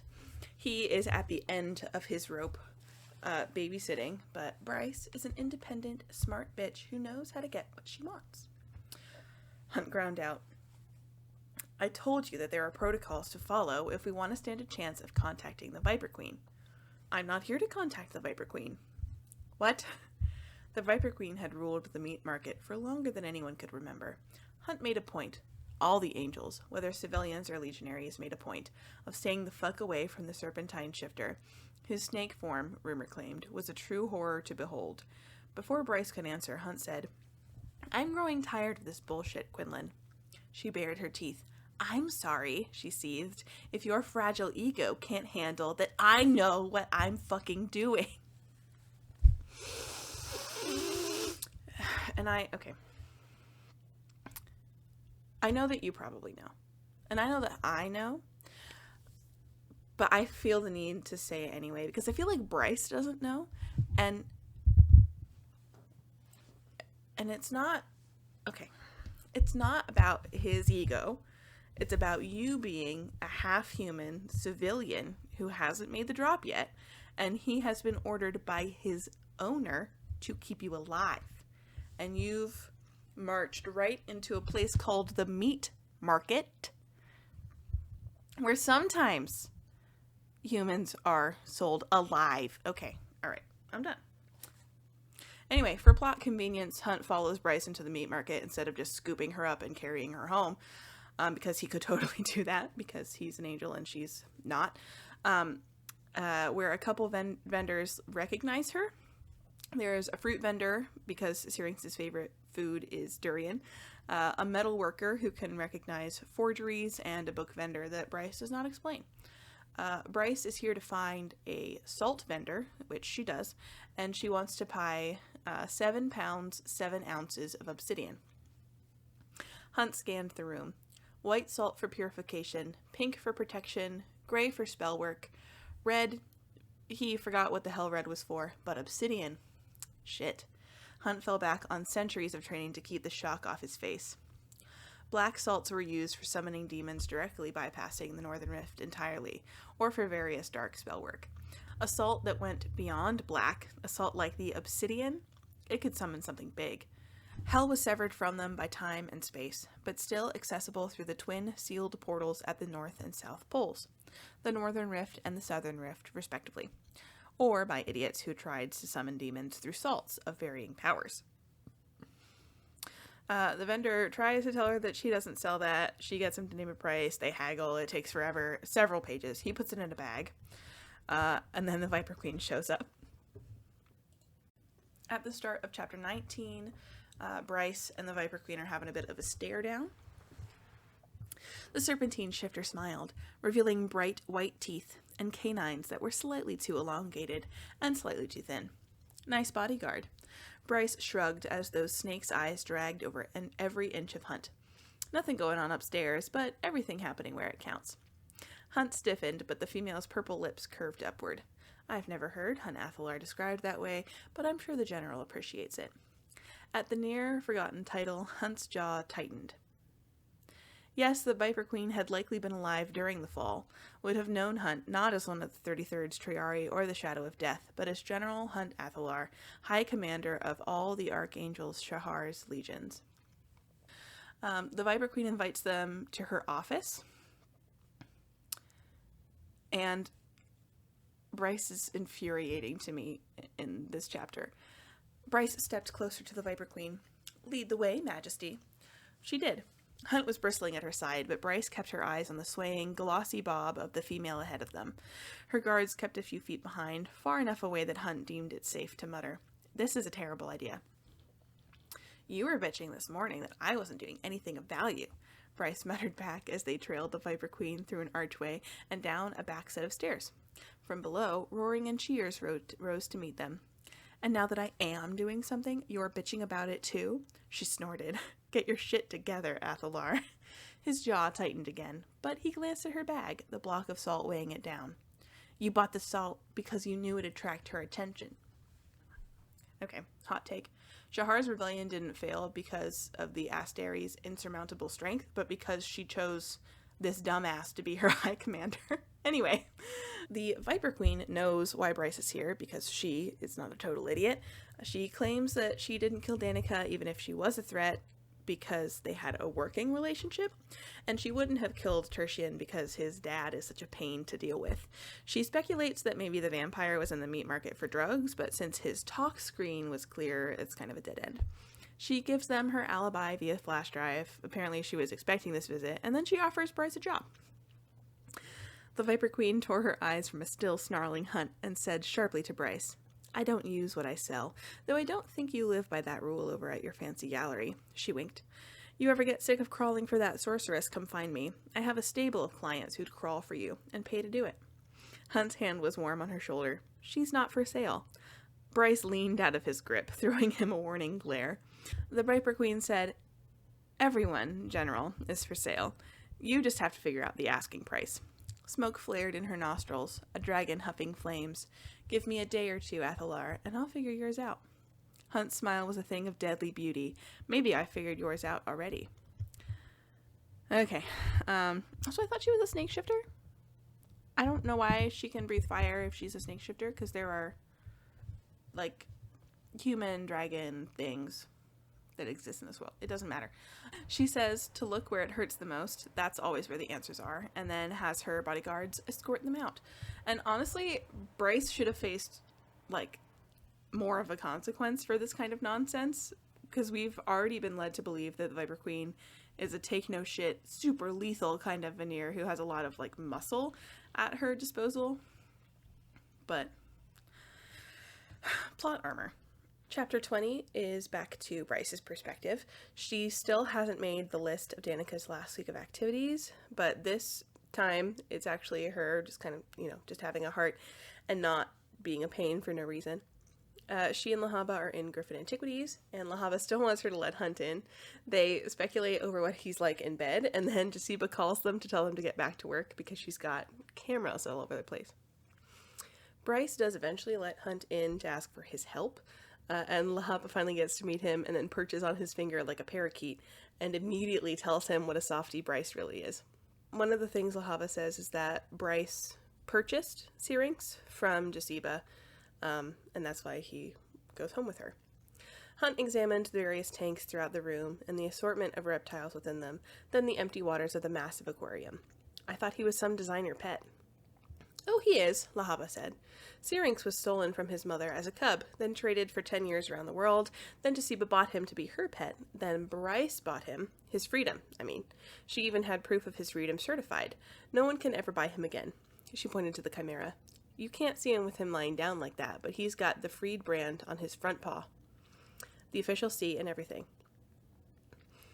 They talk about how much they were sold for. Apparently Hunt was 85 million gold marks, Lahaba was 90,000, and Syrinx was 233,000. So Bryce will be paying Syrinx off until she's 300.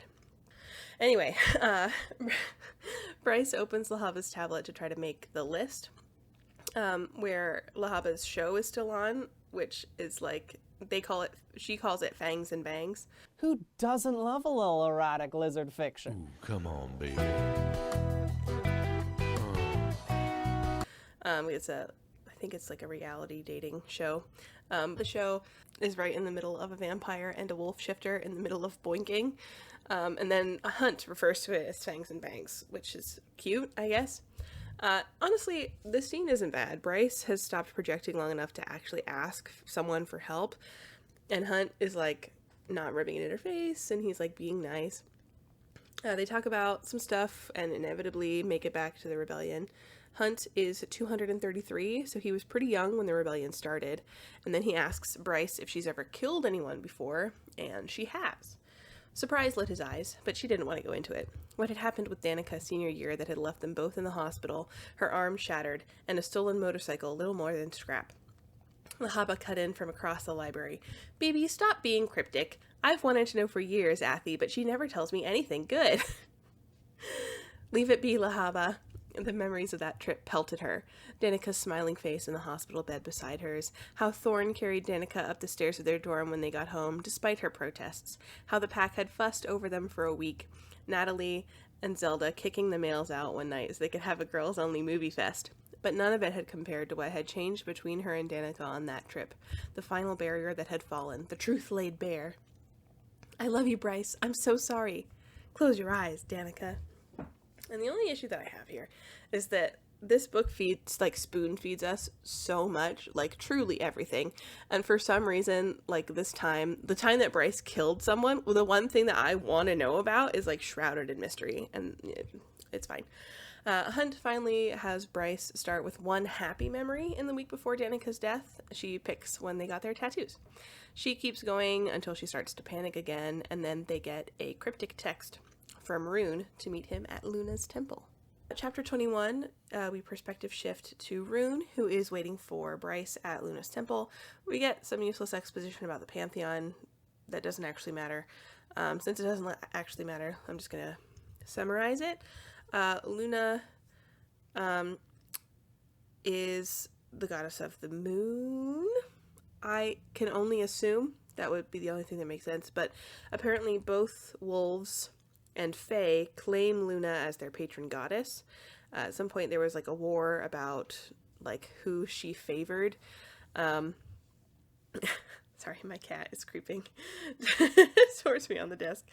But at some point, like, there had been a war about who Luna favored, and like, so. And that's really all the information that we get, which is fine because this doesn't really matter. However, what I will say is that it's odd because this is odd to me for two reasons. One is that shifters are, I guess they're not all the same race. Are shifters all the same kind of being? Are they all from the same, like, planet, realm, location? Like, because there are wolf shifters and there are lion shifters that we know because Bryce hooked up with one. And presumably there are like a bunch of other kind of animal shifters. So is it just wolf shifters that claim Luna as their patron goddess? Do the other ones claim someone else? It's also interesting to me that, given what we know about Vanir, again, not being native to Midgard, that they would have patron gods from Midgard at all? Like, wouldn't they have like their own deities that were specific to the realms that they came from? I mean, you know, it's possible that through the years this information was lost and then they just adopted the humans' pantheon. It's also possible that these, like, okay. The other thing is that if in the multiverse the pantheon actually matters and like those gods are still active, that like those were the deities across every pantheon, maybe just by different names and like slightly different domains, and that's fine.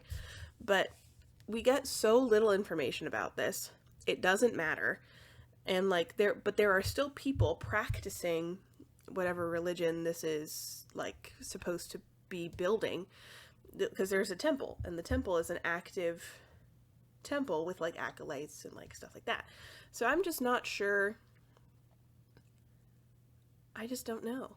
Like, this is just, okay, and this is nitpicky because I am a religious person, so, like, when I'm looking at a fantasy series with a pantheon, I want that pantheon to make sense, and, like, whether or not religion is, like, a thing that some people practice in your world matters, especially if, like, if this is a world, like, in D&D, where, like, each deity's power kind of is dependent on how many worshippers they have, but then they're actively involved, like, with some of their servants. I don't know, like the cleric class, right? They directly like derive power from the power of their deity. So like, I just have a lot of questions, and none of them are being answered. Instead, we know that the statue of Luna is 30 feet high. She's got twin wolves at her feet and, like, a silver tiara of the moon. Like, it doesn't matter, and that irritates me. Like, why would you even include a pantheon if it's not going to do anything?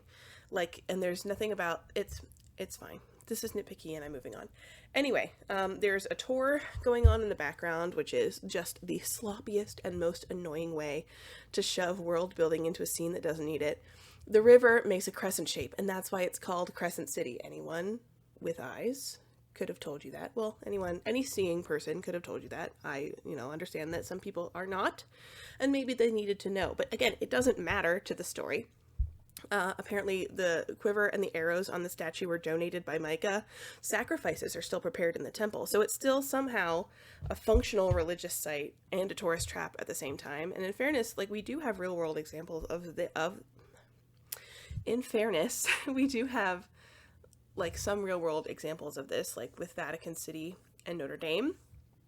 And so, Notre Dame, that's a college. Notre Dame is the cathedral in France. And then, like, more places are mentioned that aren't on the map, and then they don't matter, and we don't know where they are. Rune uses his shadow powers to conceal himself, and, like, pulls in Hunt and Bryce for their conversation, and he wants help with finding the horn. Growling, Rune pulled out his phone, making sure the shadows held around them, and brought up the photos he'd snapped in the Fae archives last night. But he didn't share them, not before he said to Athalar, Luna's horn was a weapon wielded by Peleus, the first Starborn prince, during the First Wars. The Fae forged it in their homeworld, named it for the goddess in their new one, and used it to battle the demon hordes once they made the crossing. Peleus wielded the horn until he died. Rune put a hand on his chest. My ancestor, whose power flows in my veins. I don't know how it worked, how Peleus used it with his magic, but the horn became enough of a nuisance for the demon princes that they did everything they could to retrieve it from him.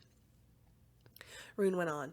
The Star Eater himself bred a new horror just to hunt the horn, using some blood he managed to spill from Prince Peleus on a battlefield and his own terrible essence. A beast twisted out of the collision of light and darkness. Rune swiped on his phone, and the next illustration appeared. The reason he'd had her come here. Had taken this gamble. Bryce recoiled at the grotesque pale body and clear teeth bared in a roar. You recognize it, Rune said softly. Bryce shook herself, as if to bring herself back to reality, and rubbed her thigh absently. That's the demon I found attacking the angel in the alley that night. Hunt gave her a sharp look. The one that attacked you too? Bryce gave a small affirmative nod. What is it?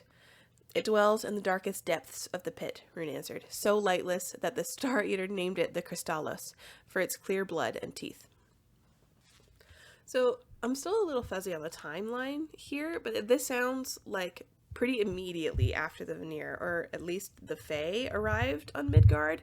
I do not know how the Asteri fit into all of this, if at all, because by this point, well, in any case, I don't know if the Asteri were on Midgard by this point or not. If the horn is needed to open and close the northern and southern rifts, were the demons already on Midgard, and like those rifts were permanently closed, or were those rifts like permanently open until the Fae arrived with this special artifact that could close them? I don't understand, but it doesn't matter. Bryce's brow furrowed. But the horn was broken. It basically became a dud, right? Right, Rune said. During the final battle of the First Wars, Prince Peleus and the Prince of the Pit faced each other. The two of them fought for like 3 fucking days until the Star Eater struck the fatal blow. But not before Peleus was able to summon all the horn's strength and banish the Prince of the Pit, his brethren, and their armies back to hell. He sealed the Northern Rift forever, so only small cracks in it or summoning's assault can bring them over now. And I can only assume that what he means is that the Prince of the Pit struck the fatal blow, but Peleus did not die from it before he was able to sound the horn and banish the Prince of the Pit, because that's the only thing that makes sense, because the Star Eater couldn't deal a fatal blow after being banished back to hell somehow. So, like, that's what I'm going to assume that this means. They speculate that maybe someone has been summoning the Crystallis demon, the Crystallis demons to locate the horn, and since Rune has the Starborn powers, his search has been aided by them. So, like, the book he got this information from leapt from the shelf, literally, because he's Starborn or whatever. So, since the demon and Rune both have a connection to the horn, if they find the horn, the demon should come to them, and then they can find the murderer somehow. We perspective shift to Hunt, waiting outside to call Justinian and ask him to do some research on the Crystallis. Justinian points out that Bryce is hot, and Hunt should hit that because there's no medal for suffering, and it's been 2 centuries since Shahar died, and he really should put himself out there again. He's a real bro, I think. Hunt hangs up on him and pouts that he'll have to work with Rune because they hate each other for some unnamed reason, even though I don't think that it comes up again or affects the rest of the story. Chapter 22, we perspective shift back to Bryce.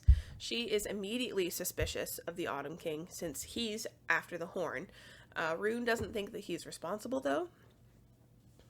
Silence stretched between them, so taut it trembled. She blurted, "Just because we're working together doesn't mean anything changes between us. You'll find the horn, and I'll find who's behind this. End of story." "Fine," Rune said, his eyes cold. "I wouldn't expect you to consider listening to me anyway." "Why would I listen to you?" she seethed. "I'm just a half-breed slut, right?"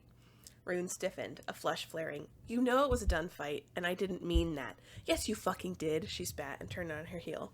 "You might dress like you're a punk rebelling against daddy's rules, but deep down you're no better than the rest of the fake shitheads who kiss your chosen one ass." Rune snarled, but Bryce didn't wait before shoving through the shadows, blinking at the flood of light that greeted her, and aiming for where Hunt had paused at the doors. So, I do not have siblings, so I can't really comment with too much confidence about what Bryce should or should not allow her brother to call her, but I have a number of, like, friends who have siblings, and they're always like, "Yeah, I call my brother a dimwit, but, like, butt muncher all the time, but, like, if anybody else called them, I'd bite them." So, like,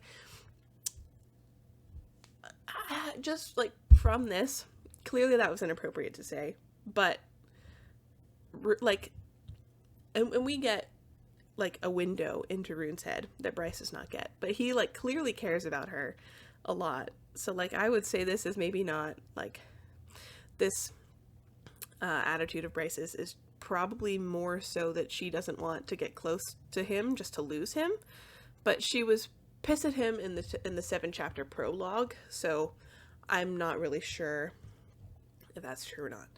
And also, the snarling men, okay. I should have a counter for that, too. Maybe next time. Bryce goes back to work to deal with a client to do more searching for information on the horn. She finishes that list of Danica's activities and goes to bed at 8 p.m.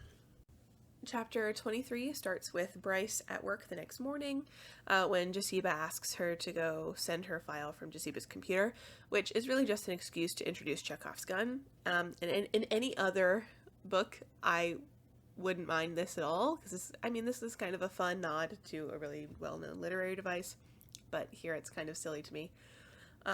Bryce calculated the time difference between Lunathian and the western shores of Pangira, and realized Jasiba had probably just come back from dinner. That Pangira and red wine is heady stuff, isn't it? She was almost to the wooden desk when the first lights kicked on. A rack of them illuminated the dismantled gun hanging on the wall behind the desk, the Godslayer rifle gleaming as fresh as it had the day it had been forged. She could have sworn a faint whine radiated from the gold and steel, like the legendary lethal gun was still ringing after a shot. It unnerved her that it was in here, despite the fact that Jasiba had split it into 4 pieces, mounted like a work of art behind her desk. 4 pieces that could still be easily assembled, but it put her clients at ease, even while it reminded them that she was in charge. Bryce knew the sorceress never told them about the 6-inch engraved golden bullet in the safe behind the painting on the right wall. Jasiba had shown it to her just once, letting her read the words etched onto the bullet. Memento Mori. The same words that appeared in the mosaic in the meat market. It seemed melodramatic, but some part of her had marveled at it, at the bullet and at the rifle, so rare only a few existed in Midgard. Do we think that it might be overkill to refer to a rifle as lethal? Is that not the whole point? Also, it's made of, like, the gun is made of gold? Like, it's gold and steel. Gold is an incredibly soft metal. I would think that would be a bad idea. I'm not a gunsmith, but I would feel like that's a bad idea. And that the bullet is made out of gold as well, like, that's gotta be, presumably it's enchanted, like, out the wazoo, but, like, okay. Alright, anyway. Moving on. Hunt calls because there's been another murder in the old square this time. Bryce is, like, really, really not ready to see an active crime scene, but Hunt doesn't take no for an answer. An acolyte from Luna's temple was killed this time, and Bryce starts having a panic attack. Rune is at the scene for some reason. I mean, he's a member of the Ox, which is kind of like their police force, so fine. And, like, he's, like, trying to help her through this panic attack. But she gets mad at Rune for butting in. Rune gets mad at Hunt for bringing her, and Hunt gets mad at Rune for trying to coddle her. I think in this instance, they're all kind of in the wrong, so I actually don't hate this. I think it's a reasonable representation of an argument where tensions are high and there's no real right answer other than for Bryce needing to make her own choices. Which, I mean, I think in this case Hunt is probably the most in the wrong because she tried to say that she didn't want to come and he didn't let her not come to this active crime scene where someone has been brutally murdered. Anyway, Bryce remembers that Hunt had been at the scene 2 years ago when she'd found that angel, but she hasn't told him. She is, like, pulling herself together and, like, tries to move away from the scene so that she can, like, continue to pull herself together. She wouldn't cry, wouldn't dissolve into a hyperventilating mess on the street corner, wouldn't scream or puke or... After another block, Hunt said roughly, "I was there that night." She kept walking, her heels eating up the pavement. Hunt asked, "How did you survive the Crystallis?" He'd no doubt been looking at the body just now and wondering this. How did she, a pathetic half-breed, survive when full-blooded Veneer hadn't? "I didn't survive," she mumbled, crossing a street and eddying around a car, idling in the intersection. "It got away." But the Crystallis pinned Micah, ripped open his chest. She nearly tripped over the curb and whipped around to gape at him. That was Micah? Dun dun dun! Chapter 24, Bryce is reeling because the angel that she saved in the alley 2 years ago was Micah, who is an archangel, they're supposed to be more powerful than, like, normal angels. Obviously this was a secret because it would be crazy that he was rescued by a pre-drop half-human, and Hunt says this. He also stupidly tells Bryce that she was a suspect, and she's reasonably pissed about that, even though, you know, she isn't anymore. To be fair, I do think that it was reasonable for Hunt to be suspicious, because she has a lot of access to the people who have been killed thus far, and she knew exactly where to get the obsidian salt necessary to summon the demon in question. I also think that it's fair for Bryce to be pissed, given the circumstances, since we know that Danica was her best friend and that she did not commit the murders. So they argue, she goes on a jog. That's interesting. You know why? Why? Because... Ends up at the White Raven. She opens her text thread with Danica for a little bit of emotional self-harm and has a bit of a flashback to the first time Danica said, "I love you." We got a little bit of this earlier with the "I love you, Bryce, I'm so sorry. Close your eyes, Danica" flashback exchange a little earlier. We get a teeny bit more, not a lot. To sum up, they had...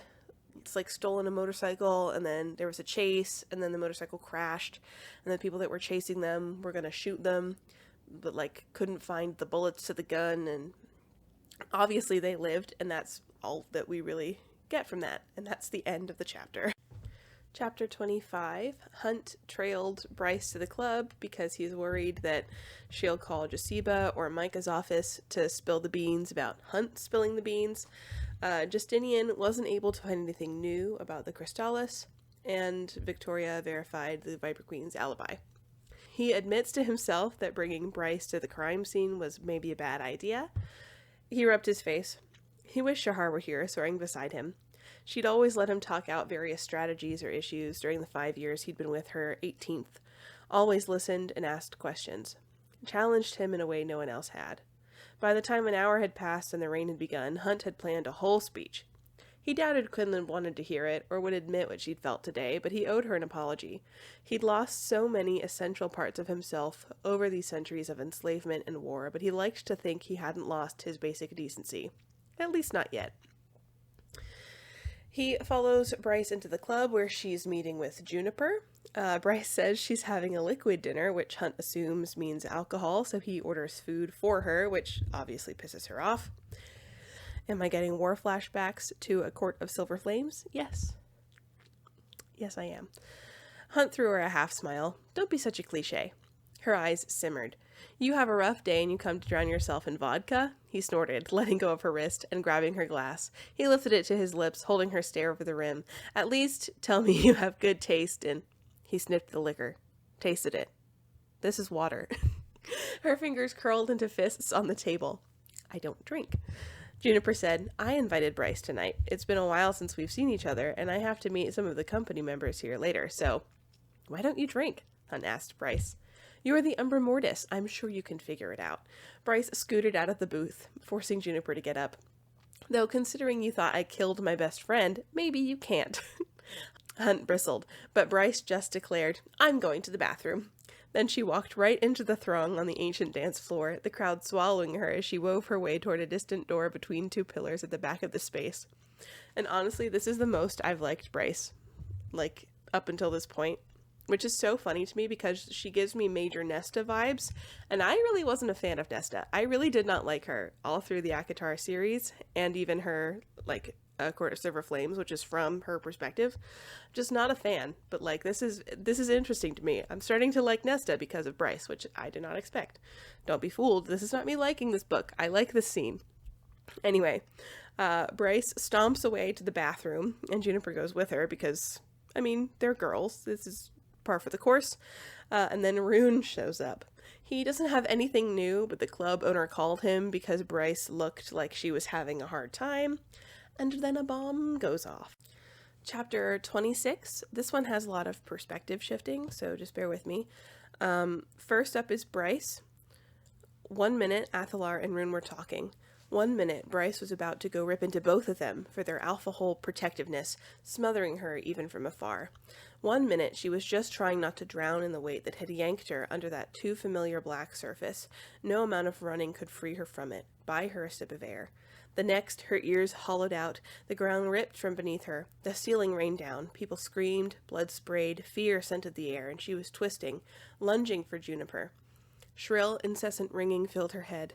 The world had been tipped on its side, or maybe that was because she lay sprawled on the wrecked floor, debris and shrapnel and body parts around her. But Bryce kept down, staying arched over Juniper, who might have been screaming. So Hunt and Rune are both immediately trying to help Bryce up and out of the club, but Bryce is more concerned with Juniper, and she is so mad that she punches Bryce in the face, and she's mad because Bryce tried to protect her when she's the one who has made the drop and can literally regenerate limbs. And so this seems like a funny and proportional response, but we perspective shift back to Hunt. He carries Bryce to Rune's house, gets her some water, mulls over the explosion, thinking that maybe one of Briggs' followers was behind it. He tends to her injuries, which are all luckily pretty minor. She pushed out of breath between clenched teeth. The hem of her already short dress had ridden up with her movements, and Hunt told himself he looked only to assess if there were other injuries, but the thick, angry scar cut across an otherwise sleek, unnervingly perfect thigh. Hunt stilled. She'd never gotten it healed, and every limp he'd sometimes caught her making from the corner of his eye, not from her dumb fucking shoes, but from this, from him, from his clumsy battlefield instincts to staple her up like a soldier. When males are kneeling between my legs, Athalar, she said, they're not usually grimacing. And then Rune shows up, and we go back to Bryce. Rune confirms their suspicions about the bombing. They looked over the security footage, and the bomb had been smuggled in with some new, exploding liquid hidden in a delivery of wine, and their logo was either a warped C for Crescent City, but it also could have been a horn. So Hunt thinks that they should meet with Briggs just in case, except that now the Autumn King knows that Hunt is involved, and since he's the worst, he wants Bryce to have a guard around the clock to live with her. Rune volunteered, but Hunt, who still doesn't know that the Autumn King is actually Bryce's father, is confused. Rune's eyes grew cold. I asked him the same. He said that she falls under his jurisdiction as half-fae, and he doesn't want to have to clean up any messy situations. The girl is a liability, he said. Bryce could hear the cruel tones in every word Rune mimicked, could see her father's face as he spoke them. She often imagined how it'd feel to beat in that perfect face with her fists, to give him a scar like the one her mother bore along her cheekbone, small and slender, no longer than a fingernail, but a reminder of the blow he'd given to her when his hideous rage drove him too far. The blow that had sent Ember Quinlan running, pregnant with Bryce. Creep. Hateful old creep.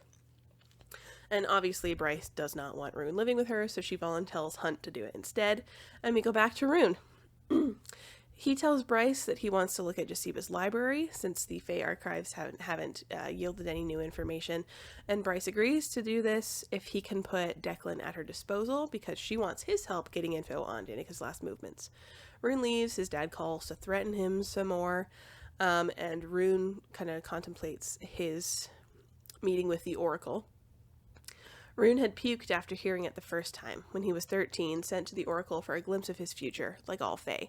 The ritual had once been to foretell marriages and alliances. Today, it was more to get a feel for a child's career, and whether they'd amount to anything. For Rune, and for Bryce years later, it had been a disaster. Rune had begged the Oracle to tell him whether she meant he'd die before he could sire a child, or if she meant he was infertile. She only repeated her words, "The royal bloodline shall end with you, Prince." He'd been too much of a coward to tell his king what he'd learned, so he'd fed his father a lie, unable to bear the male's disappointment and rage.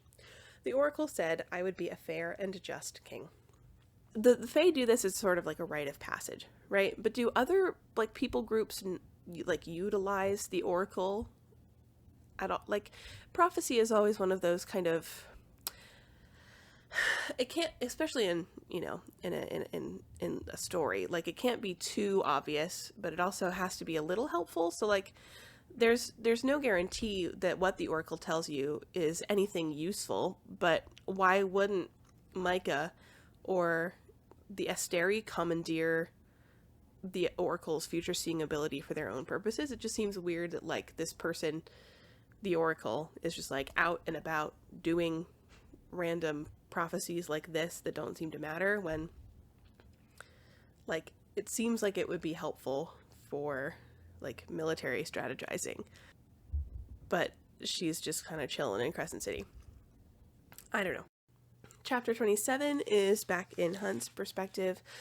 He and Bryce, who is barefoot for some reason after the explosion, walk back to her apartment. He asks Bryce why she won't make the drop, and she says that they were waiting to do it together, her and Danica, and that Thorne and Connor were supposed to anchor them. He knew who she meant. The reason why she no longer drank or danced or really seemed to live her life. The reason why she must keep that scar on her pretty, sleek thigh. Agnes, in all her sacred mysteries, knew that Hunt had punished himself for a damn long while after the colossal failure that had been the Battle of Mount Hermon.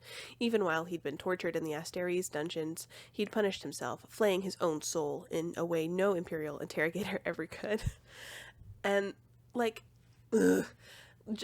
And, with almost no effort, the verbose explanation just ruins the significance of any of this for me. And this really just comes from, the author not trusting her readers at all to figure out maybe the most obvious motivation of a character. Anyway, everything in her apartment is white, which is nonsense because she has a dog, Chimera, whatever, it's a fantasy dog. Apparently, Hunt had a government employee anchor him since his mother died before she could do it, so he gets a little jealous thinking about Bryce having someone that she cares enough about to want to be her anchor, even though that person is now dead also. He also thinks that Bryce is mourning Danica a little too hard for it to have been a normal platonic friendship. Ew. And asks if they were lovers. Obviously, they weren't, and Bryce admits that she and Connor might have been, but she's not angry at the question. Then her mom calls the apartment's landline. She lies and says that she wasn't at the explosion site and that she dropped her phone in a toilet, and that's why she wasn't responding to her mom's texts. She said quietly, "I need to find who did this, Hunt." He met her raw, aching stare. "I know." "No," she said hoarsely, "you don't. I don't care what Micah's motives are. If I don't find this fucking person, it is going to eat me alive. Not the murderer or the demon, but the pain and grief that he was only starting to realize dwelled inside her. I need to find who did this." "We will," he promised. "We know. Stop telling us. We know. We know that Hunt is figuring out. You don't have to... Okay. Anyway, Hunt tells Bryce about his deal with Micah. He waited for her judgment, her disgust with him and Micah, but she angled her head. "That's why you've been a bullish pain in the ass." "Yes," he said tightly. "Micah ordered me not to say anything, though, so if you breathe one word about it, his offer will be rescinded." Hunt nodded. Scanning her battered face, she said nothing more. After a heartbeat, he demanded, "Well?" "Well, what?" She again began walking toward her bedroom. "Well, aren't you going to say that I'm a self-serving piece of shit?" She paused again, a faint ray of light entering her eyes. "Why bother, Athalar, when you just said it for me?" And I just... Okay, I just want to remind you that she knows he's a literal, actual slave to a crazy, oppressive government regime, and him somehow taking the opportunity that was presented to him to potentially get out of literal slavery while also solve your bestie's murder is self-serving? Girl, missed me with that.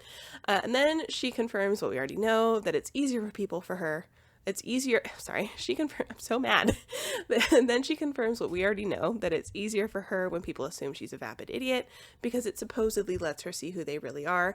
And I can't argue too much with this logic. It's just so annoying that we've been told over and over by the narrative that this is the case, and now she's verbally explaining it herself to us and to someone who has already put the pieces together. Like, the explicit explanation 15 times is really grating to me. Anyway, they get takeout. Hunt retreats to the guest room, and then he takes the opportunity to do some snooping. He sees a picture of Bryce's mom. Ember Quinlan had been a knockout. No wonder that Faye asshole had pursued her to the point where she'd bailed. Long black hair framed a face that could have been on a billboard, freckled skin, full lips, and high cheekbones that made the dark, depthless eyes above them striking. It was Bryce's face, the coloring was just different. An equally attractive, brown-skinned, dark-haired human male stood behind her. Arms slung around her slim shoulders, grinning like a fiend at whoever was behind the camera. Hunt could just barely make out the writing on the silver dog tags dipping over the man's gray button-up. Well, holy shit. Randall Silago was Bryce's adoptive father, the legendary war hero and sharpshooter. He had no idea how he'd missed that fact in her file, though he supposed he had been skimming when he'd read it years ago. Okay. I normally don't like to pull in too many, I don't like to make fantasy about the real world too often. I don't hold the view that books shouldn't be political, because they are, especially when you're dealing with, a really oppressive government regime. But fantasy books are not all directly tied to real world examples. Sometimes, they certainly pull inspiration from them, but they're also often used for escapism, and that's so true for me. So I don't like to tie in the real world too much. That said, given the fact that humans are looked down upon so much that they don't have rights, people are totally chill with calling Bryce a half-breed because of her human parentage, and all of these other things, their beauty standards should really reflect that. In the Western world, our beauty standards are still so Eurocentric because, for obvious reasons, right? We have such a long history of racism and colorism that Like, that's just how the beauty standards are. And they're still, like, actively in progress of recovering from that. And there's still so much more improving and, like, destigmatizing.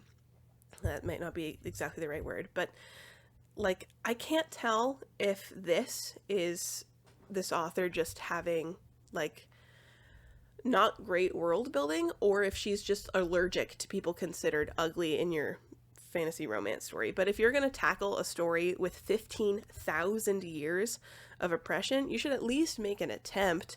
And obviously she thought about this a little, because Bryce quit dancing because the instructor told her that she didn't have the right body type, implying that her human clunkiness was a hindrance in the very veneer-centric world. So I'm not sure if maybe this was some weird attempt to make Hunt more likable by having him see through these standards. Like, I don't even want to say that Hunt should think that Bryce's mom is ugly, but it's just so weird to me how often it's pointed out that Bryce and her mom, who are a human and a half human, are just stunningly beautiful, which I feel like with any other author, I could maybe trust that this was an example of the fetish. Sorry, this also makes me mad. That makes it hard to talk. Like the fetishization of, like, a group that, like, you think they're lesser than, but for whatever reason, like, you're attracted to them, and that makes them sex objects to you instead of people because they're lesser than. But I don't know. But I'm just not getting that from this, especially because, you know, every race is just humans with pointy ears, the Fae, wings, angels, or goat legs with fawn. Or honestly, even the sprites. Lahaba is described as having a fairly humanoid body, just wreathed in flame and, like, maybe 6 inches tall. So I'm just going to chalk it up to lazy world building and call it at that. There's also a picture of Bryce and Danica, and Danica's got her leather jacket on that says, "Through love, all is possible," on the back. Chapter 28 starts with Hunt waking up to Syrinx in the bed with him, waiting for breakfast, and he thinks that maybe Bryce already left for work. She hasn't, but then Juniper shows up with chocolate croissants and is immediately giving him the look.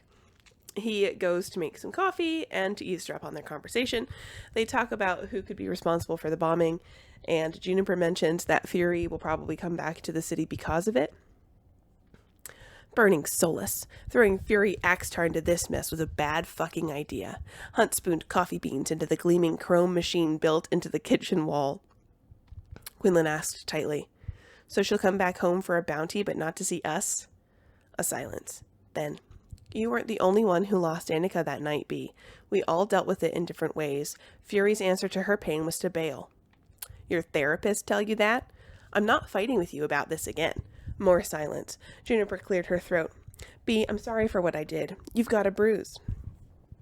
Okay, and I just want to remind you that this apartment also has a landline and now has a built-in coffee grinder. And I don't know why I find that to be so funny, but that's hilarious. Why? Anyway, my big takeaway from this is just no, absolutely not. And it's true, the people respond to loss in all different ways, but, like, if you recall, Bryce found her best friend's dead literal heap of a corpse, and then Fury just, like, left for 2 years. So, like, she's right to be pissed about this. Honestly, the fact that she still considers Fury a friend at all is a testament to just, like, how few people Bryce actually has in her life. I do not like her one bit. Okay, anyway, Juniper questions Hunt's presence because he's hot and he's in Bryce's apartment. And then Bryce feeds her, like, a half-truth about a job for Jasiva. Bryce comes out pantsless for coffee, and Juniper leaves for rehearsal. Hunt wants more access to her apartment since he's on full babysitting duty. Bryce calls him an alpha hole. Again, alpha hole. Possessive and aggressive. She waved and handed his bare torso. You know, you males who rip your shirt off at the slightest provocation, who know how to kill people in 20 different ways, who have females falling over themselves to be with you, and when you finally bang one, you go full-on mating frenzy with her, refusing to let another male look or talk to her, deciding what and when she needs to eat, what she should wear, when she sees her friends. What the fuck are you talking about? Your favorite hobbies are brooding, fighting, and roaring. You've perfected about 30 different types of snarls and growls. You've got a cabal of hot friends, and the moment one of you mates, the others fall like dominoes too, and gods help you when you all start having babies. Okay, and it is a little funny to me, because, I mean, obviously this is Sarah J. Maas trying to, like, be self-aware and, like, make fun of her own trope, I guess, except that Hunt absolutely falls into said trope. Our female main character is absolutely gonna fall for this man/trope. And, like, is it still self-aware if it's, like, I don't know, like, is this really self-aware, or is this just her trying to get out of how annoying this trope is by talking about it? I don't know. Anyway, he flips the script and points out how she aligns with the trope herself, and then announces that they're going to the comedium for his clothes. Chapter 29, Hunt and Bryce go back to Griffin Antiquities because Bryce doesn't get Saturdays off, even though Hunt, who, again, is a literal slave, does for some reason, and they talk about Bryce's falling out with Rune. None of this information is new, at least I don't think, but now we know that Hunt knows, so that had to happen for some reason. They bond over some shared trauma regarding shitty and abusive leadership figures and have some banter about the discs. Then there's a perspective shift to Rune, who's also at Griffin Antiquities, and Lahaba will not stop flirting with him. There's this stupid typing system. I think it's kind of stupid. There's this typing system to rate how dangerous demons are, so we know just how lethal and deadly and horrible the Crystallis is, because the stakes always have to be as high as they can be. And it's not even explained, it's just that type 7 is reserved for the princes of each realm of hell, and so this bad boy would just probably be a 6. And I just have, I have questions that I don't even care about the answers to. How are they typed? Are they just separated by how dangerous they are? Dangerous to who? Everybody is immortal, and everybody is lethal. Who are they dangerous to? How is the danger measured? Are some demons venomous, like the Crystallis, and some aren't? Do some have claws, and some don't? Is there a way to judge, like, a specific demon's intelligence level? Like, what is the system if you're gonna make the stupid type? Anyway, it doesn't matter. I'm moving on. Rune and Bryce do some sibling sniping, and Rune tries to use his starborn powers to lead himself to a book that might help, and apparently some of the books literally bite, but he spidey senses some Fae romance collection. Declan sends over what he's found, which he was looking into all of Danica's movements in her last week. I'm not going to list them, but they do discover that she wasn't just near the temple the night the horn was stolen. She was on patrol at the temple. We perspective shift back to Bryce, and she's reminiscing about the time Danica and Connor arrested Philip Briggs. They didn't tell her exactly what went down, but Connor had a split lip and a black eye, and he let Bryce tend to his wounds. Also, this was apparently when Bryce knew that Connor was done waiting, and they'd have to date eventually. And maybe I just read the first part, i.e. the elongated prologue, wrong, but I really did not get that sense that, like, she had already come to that conclusion by the time she was on that horrible date with that one guy who doesn't matter anymore, and, like, agreed to go on a date with him. Like, I really just did not get that sense of impending world-shaking love from how they interacted. And in fairness, I think in hindsight, it is reasonable to say that maybe she's just, like, romanticizing this thing that happened between them because he's gone and she misses him. So, like, okay, that's fair. Rune finds some more info about the Starthorn Fae and the Horn. To sum up, Prince Peleus was actually the High General for a Fae Queen, Thea. Her daughter Helena was the bride of Peleus, and she had another sister, and all three of them may have also been Starborn Fae. Apparently, the horn was of some collection of sacred objects that could only be used by channeling starlight into them, and that's why the Prince of the Pit stole Peleus's blood to create the Crystallis to hunt the horn. Bryce reminds us that this is mostly useful information, given that the horn is still broken. Well, the horn is broken anyway, Bryce said. Rune tapped the book. Permanently broken, apparently. It says here that once it was cracked, the Fae claimed it could only be repaired by light that is not light, magic that is not magic. Basically a convoluted way of saying there's no chance in hell of it ever working again. Hunt suggests that they try asking the Oracle. Bryce is all, nope, we'd be better off asking the Mystics, which are apparently a different thing. Rune doesn't really want to go either, so Hunt's on his own with this one. Chapter 30, Hunt and Bryce finally go to the Comitium, to Hunt's room to get some of his stuff. Some legionary oogles her butt because if we get a single scene of Bryce out in public where someone isn't weird, disrespectful, or horny towards her, I don't know, maybe we'll start to think that she's not that desirable. I don't know. The legionary who lounged on a low-lying couch wasn't particularly skilled in stealing covert glances at her ass. Bryce looked over a shoulder, as if some extra sense told her someone was watching, and gave the soldier a smile. The legionary stiffened. Bryce bit her lower lip, her lashes lowering slightly. I just want to know, this is like legitimately, this is my, I'm so baffled by this. Has any real person actually done this? I have never acted like this in my entire life. And so I need to know if I'm the weird one here or if this is as weird as I think it is. We get a pointless flashback to 20 minutes ago when Bryce bought a replacement phone. Bryce looked through the pictures on Hunt's phone and he's got 36. A lot of them have crime scene photos. So she takes a selfie. Bryce clumsily asks if Hunt is single, which makes him think of Shahar, and then they talk about when he made the drop, and whether he regrets the Angels' rebellion, and then what would happen if Micah died, and I don't think that this is any, super relevant. None of this is super relevant. It's just more exposition. Hunt gets his stuff, and then Isaiah calls. As he'd finished packing, he had gotten a call from Isaiah, who said that their request to see Briggs had been approved, but that it would take a few days to get Briggs cleaned up and brought over from the Adrestia prison. Bryce had chosen to ignore what exactly that implied about Briggs' current state. The only bright spot was that Isaiah informed Hunt that the Oracle had made room for him on her schedule first thing tomorrow morning. Okay.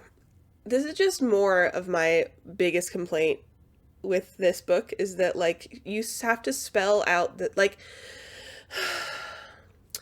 nothing is left up to the imagination, right? I believe that anybody with a brain could probably understand that what Briggs getting cleaned up means, but there's just so little trust in the reader and it's so annoying. Honestly, this gives first draft to me, and I don't want to put the blame entirely on the editor, but I am going to call this out because honestly, this book is 800 pages. And probably, as someone who aspires to write myself, I probably in the writing process, it happens where you leave a project and then you come back to it and you forget where you may have alluded to something. And so you throw in a little bit of verbose detail. This is extreme. But the editor 100% should have caught some of this. My assumption is that in the writing of this book, SJM just wasn't sure where exactly, and this is giving her a lot of credit, but probably just wasn't sure where and how often she told us that Briggs was probably being tortured relentlessly, and so feels the need to bring it up so often. Anyway, beating that dead horse. Really just beating that horse. Anyway. They get going, and then they run into Micah and Sandriel on their way out of the Comitium. Fun. So, chapter 31, Hunt, Bryce, and Isaiah are all like deer in headlights frozen because obviously they didn't expect Sandriel to be here yet. But since Isaiah is currently the one with the shared brain cell, he tells them to kneel. Hunt really doesn't seem like he can kneel to this lady, which she is awful, so fair. And then Bryce tries to like damage control by taking a selfie with aforementioned awful lady. She then tells Micah that it had been her idea to swing by today because of his super special guest, but he sees right through it. Thankfully, he's not mad, but as they like get on the elevator to leave, he does ask Bryce on a date. She says not interested, and it's awkward. I don't know whose perspective we were in during that whole scene, but we shift to Hunt. And he's brooding over Sandriel, Pollux, and Bryce rejecting Micah. They go a few floors up because they don't want to like go back down through where Micah and Sandriel are. Hunt scoops Bryce up and they take off. Hunt bent, sliding a hand under Bryce's knees, bracing another on her back, and picked her up. Her scent filled his senses, washing away the last of the memory of that reeking dungeon. Hunt didn't give her a chance to change her mind as he beat his wings in a powerful push and leapt off the edge. She clung to him, tight enough to hurt, and he held her firmly, the duffel strapped across his chest, awkwardly banging against his thigh. "Are you even watching?" he asked over the wind as he sent them sailing hard and fast, flying up, up, up the side of the adjacent skyscraper in the central business district. "Absolutely not," she said in his ear. He chuckled as they leveled out, cruising over the reaching pinnacles of the CBD. The Istris, a winding sparkle to their right, the mist-shrouded aisle of the Bone Quarter looming behind it. To the left he could just make out the walls of the city, and then the wide-open land beyond the Angel's Gate. No houses or buildings or roads out there, nothing but the aerial port. But at the gate to their right, the Merchant's Gate in the meat market, the broad, pale line of the western road shot into the rolling, cypress-dotted hills. A couple things. Not a lot, just a couple. I'm like trying to picture how this is happening, like how Hunt is carrying Bryce through the air.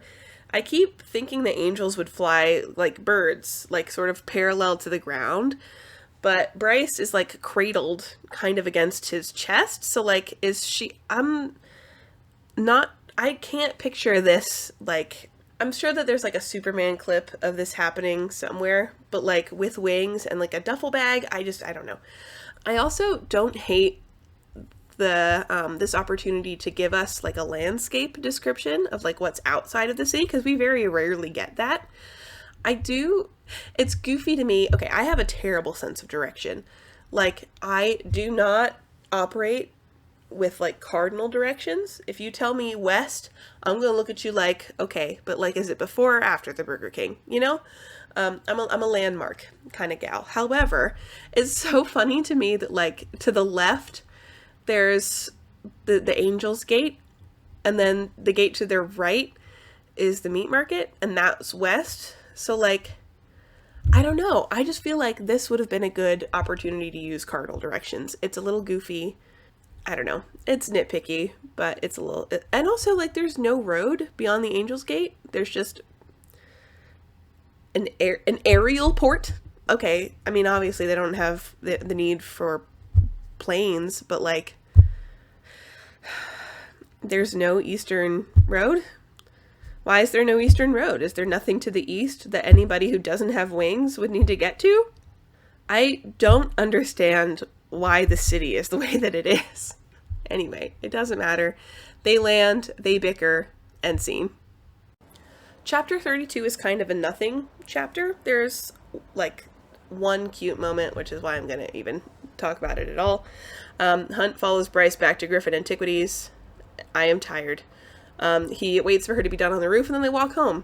I don't understand why this made the final cut, but that was like an entire scene. I am going to throw myself into the sea.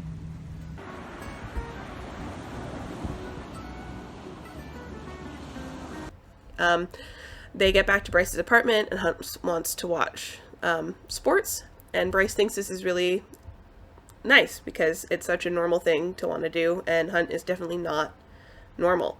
And so it's like a humanizing moment. They start to banter, but then Hunt gets a call from Micah with a job, so he goes, kills the people that Micah asked him to, and then takes a scalding shower in the barracks at the Comitium before returning to Bryce's place. She kind of knows that something is up, but knows not to ask, and she recorded the Sunball game for him. Chapter 33, Hunt is at the Oracle's temple, and he asks why someone wants Luna's horn. Apparently the Oracle, who is a sphinx, is somehow connected to Agnias, which is the sea goddess. A rasping voice slithered out of the smoke. To open the doorway between worlds. A chill seized Hunt. They wished to use the horn to reopen the northern rift. The horn's purpose wasn't merely to close doors, it opens them too. It depends on what the bearer wishes. But the horn is broken. It can be healed. Hunt's heart stalled. How? A long, long pause. Then, it is veiled. I cannot see. None can see. The Fey legends say it can't be repaired. Those are legends. This is truth. The horn can be repaired. Who wants to do this? He had to ask, even if it was foolish. This, too, is veiled. If you're going to include prophecy in a book, first of all, the problem, several people want the horn. At least the Autumn King and the priestesses at Luna's temple. And then you have the people the Autumn King has asked to look for the horn, which includes Bryce and Rune. And then you have the person who is presumably doing the summoning of the Crystallis demons to hunt the horn. So he really should have asked, why is someone summoning the Crystallis to hunt the horn, which is much more specific. We know that Hunt is kind of a dummy. That's a totally fine character trait to give someone. However, in world, if someone is being a dummy, the people around them need to respond accordingly. This is a sphinx who you've asked a dumb question. You deserved to get a dumb answer. Okay? That's all I have to say about this. Anyway, then the Oracle calls Hunt by the name his mother gave him, which is Orion, and asks if he'd like her to read his future, or if he'd like to know what she told Bryce. He says no because it's not his business, but she tells him to stay away from her. She, the Oracle, tells Hunt to stay away from Bryce for his own good. Chapter 34, Hunt runs across the street where Bryce and Rune are waiting. They touch base. Rune suggests that maybe a Medwitch might have some insights, since the Oracle said the horn could be healed, not fixed. Hunt and Bryce go back to Griffin Antiquities. They finally talk about what the Oracle said. We rehash some info that we already knew. Bryce choosing House of Sky and Breath and the weird, Fey puberty customs. But apparently, when the Oracle looked into Bryce's future, she went blind for a week. And she didn't like that, apparently. Hunt finds one piece of Fey art that seems to reference the Crystallis. It's a terracotta vase in some gallery somewhere not on a map, dated about a century after Prince Peleus' time. Also, the vase supposedly originated in a place called Parthos, which is the pre-Veneer human settlement that may or may not have been, completely myth. Bryce is on the verge of a panic attack after seeing a rendition of the Crystallis, and Hunt announces that they're cleared to meet with Philip Briggs in an hour. He waits outside while she tries to, regulate her emotions, and Lahaba tries to help, but does not do a great job. Chapter 35, Hunt and Bryce go to interrogate Briggs in the holding cells under the Comitium, and it is pretty gruesome. It smells like bleach, and there are drains in the floor. Subtle. Briggs looks like shit for obvious reasons, and he asks what the date is. He insists that he wasn't behind the White Raven bombing, and that his followers wouldn't have been either, since he's failed their cause. He also says that even though Danica arrested him, he liked her because she was fair and may have even been sympathetic to the cause, if not his methods. And then Hunt asks a stupid question. Hunt cut in, but why not mention any of this during your murder trial? My trial? You mean that 2-day sham they televised? With that lawyer the governor assigned me? Briggs laughed and laughed. Hunt had to remind himself that this was an imprisoned man, enduring unspeakable torture, and not someone he could punch in the face, not even for the way his laugh made Quinlan shift in her seat. I knew they'd pin it on me no matter what, knew that even if I told the truth I'd wind up here, so on the chance that Danica might have friends still living who shared her sentiments, I kept her secrets to myself. "You're ratting her out now," Bryce said. But Briggs didn't reply to that, and instead studied the dented metal table. "I said it 2 years ago, and I'll say it again now. Carez didn't kill Danica or the Pack of Devils. The White Raven bombing, though, they might have managed that. Good for them if they did." Hunt ground his teeth. Had he been this out of touch with reality when he'd followed Shahar? Had it been this level of fanaticism that prompted him to lead the Angels of the 18th to Mount Hermon? In those last days, would he have even listened to anyone if they'd advised against it? A hazy memory resurfaced of Isaiah doing just that, screaming in Hunt's war tent. Fuck. I do think that this whole conversation is interesting because it does beg the question that when you're dealing with a completely, oppressive regime that is as totalitarian as this one, where is the line? And I'd like to say that bombing civilians unequivocally is always extreme and morally reprehensible, but what about when those civilians are complacent members of the oppressor class? What about when those in rebellion are quite literally men amongst gods with no power of their own? And I still think that I believe that bombing civilians is morally reprehensible. I'm going to quote, I don't know how to say his name and I'm very sorry about that, Paulo Freire? "The oppressed must not, in seeking to regain their humanity, become in turn oppressors of the oppressors, but rather restorers in the humanity of both." And now you can argue that a bombing at a nightclub does not turn you into an oppressor, but I think it certainly sets you down that path. Or, for a more contemporary example, in Mockingjay, the third Hunger Games book, the bombing of the Capitol's children.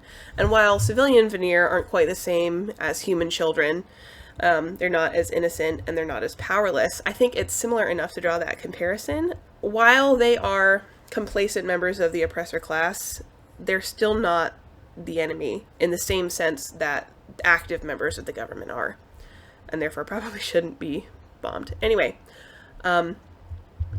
question asked and answered, I guess. I think. Hunt and Bryce are kind of grossed out and they try to leave, and then Briggs compliments Hunt on his rebellion. We perspective shift back to Bryce, and I think for the next part I'm probably going to stop noting when this happens because it really does not matter since dramatic irony only lasts 2 paragraphs. They have a heart-to-heart about Briggs, Hunt, and his history with being a prisoner of the Asteri. He spent 7 years in their dungeons, and then 2 with his first handler, an archangel named Ramuel, until he figured out that Hunt was an effective assassin. So I'm not quite sure where in his timeline he was held by Sandriel in her hellhole arena type place, since Micah also uses Hunt as a demon slayer / assassin, so I'm not sure if he just took a break from that while being Sandriel's.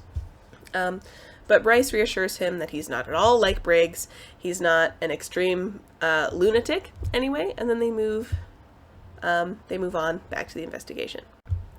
Chapter 36, Bryce and Hunt meet Rune, Flynn, and Declan at a shooting range in Moonwood. The 3-level shooting range in Moonwood catered to a lethal, creative clientele, occupying a converted warehouse that stretched 4 city blocks along the Istris. It boasted the only sniper-length gallery in the city. SJM managed to go 10 chapters without using this adjective. I'm almost proud. So Flynn has a sniper rifle out. Lord Tristan Flynn had a sniper rifle aimed toward a person-shaped paper target at the far, far end of the space, so distant a mortal could barely make it out. He'd opted out of using the scope, instead relying on his keen Fey eyesight, as Danon, Rune, and Declan Emmett stood near him, their own rifles hanging off their shoulders. Okay, I know that it says that it's 4 city blocks long, but I Googled it, and according to allaboutvision.com, a person with 20/20 vision, standing on the ground with no obstructions, could technically see an object on the horizon, which is up to 2.9 miles away, if it's at least 4.5 feet tall and 4.5 feet wide. So a person would be a little bit taller and a little bit thinner. And most people don't have 20/20 vision, but is this single room like 2.9 miles long? What? Anyway, Bryce asks Declan to go over the security camera footage of the night the horn was stolen again. Bryce rolled her eyes and said to Rune, "I'm sure the Autumn King told you he wants reports on our movements." She crossed her arms. "Keep this," she gestured to all of them, "quiet for a few days." "You're asking me to lie to my king," Rune said, frowning. "I'm asking you not to tell him about this, for the moment." Flynn lifted a brow. "Are you saying the Autumn King is one of your suspects?" "I'm saying I want this shit kept quiet." She grinned at Rune, showing all her white teeth, the expression more savage than amused. "I'm saying if you three morons leak any of this to your ox buddies or drunken hookups, I'm going to be very unhappy." This was the moment that I had to ask if all of the characters smiled when they wanted to be intimidating, and the answer is yes. Rune gets Bryce to girl boss just a little, and she shoots 3 bullets through a sniper rifle so accurately that they all go through the same hole. I don't have the emotional energy to tell you how dumb that is. Actually, I lied. It's going to bother me if I don't. I don't even have time to tell you how wrong you are. Actually, it's going to bug me if I don't. Okay, so the problem here is not that... Because when you're doing it with a pistol, and you're doing it from maybe, like, 30 to 50 meters away, that's, like, not a whole lot of time for the spin on the bullet to, like, really affect where it goes. But at 2.9 miles... Do you know? Okay. No, it has nothing to do with how still a person can hold themselves. It has everything to do with the gun and the slight variations in, like, weight and gunpowder and whatever that's in the bullet. This is like... listen, I don't regularly handle firearms, but I can tell you as a person with a brain, that's not happening. The Hunt is super turned on by this, but Bryce is all worried that he'd be threatened by her for some reason, as if his nickname isn't the Shadow of Death. I mean, the male ego can be a fragile thing, I guess, but come on. He answers by taking the gun and then also shooting through the single hole she made, and he also doesn't bother to use the scope, which begs the question, do any veneer have less than supernatural eyesight? And if not, why bother using a scope at all? That should not be standard issue. If you don't need it... Anyway, before Hunt and Bryce can bone on the shooting range floor, Isaiah calls. There's been another murder. There has been another murder. This time in the Asphodel Meadows. Chapter 37 is the last chapter in part 2, and so it's going to be the last chapter that I cover in this video.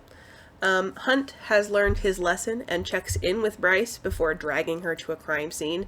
She wants to go, but needs to work through a little bit of panic first. Hunt helps. It's nice. They reconvene at the scene of the crime. This time, it was one of the temple's guards on his way home, also on duty the night the horn was stolen, and nothing was caught on camera. Bryce maps out all the murder locations and points out that each location is only steps away from one of the ley lines in the city. Declan takes his opportunity to warn Bryce to be careful with Hunt. They go over the sleuthing plan and part ways, so Hunt takes an opportunity to ask Bryce if she's ever hooked up with Flynn, which just turns out to be a segue into more of Hunt's backstory. Hunt went on, eyes swimming with memory. I grew up in Shahara's territory in the southeast of Panjira, and as I worked my way up the ranks of her legions, I fell in love with her vision for the world, with her ideas about how the angel hierarchies might change. He swallowed. Shahar was the only one who ever suggested to me that I'd been denied anything by being born a bastard. She promoted me through her ranks until I served as her right hand, until I was her lover. He blew out a long breath. She led the rebellion against the Asteri, and I led her forces, the 18th Legion. You know how it ended. Everyone in Midgard did. The Daystar would have led the angels, maybe everyone, to a freer world, but she'd been extinguished. Another dreamer crushed under the boot heel of the Asteri. And to answer Hunt's previous question, no, Bryce and Flynn were never a thing, but she did have a major crush on him when she was a kid. Mrs. Fiona Charming. Mrs. Fiona Charming. Mrs. Fiona Charming. Mrs. Fiona Charming. Mrs. Fiona Charming. Mrs. Fiona Charming. To walk, fly away, and then back at Bryce's apartment, Declan calls to tell her that someone swapped the footage during the Horn's theft with what was captured at the Rose Gate during that time, and the most likely suspect is Sabine. So that was the end of part 2. We are about at the halfway mark of this book. I think the next video will probably be slightly shorter just because I'll have less world-buildy sort of notes and more things to rant about. So that'll be fun. In the meantime, if anybody has some good romantasy recommendations, I'd love to have them, because boy oh boy, this is something. I'm tired. I'm gonna go take a nap. Thank you.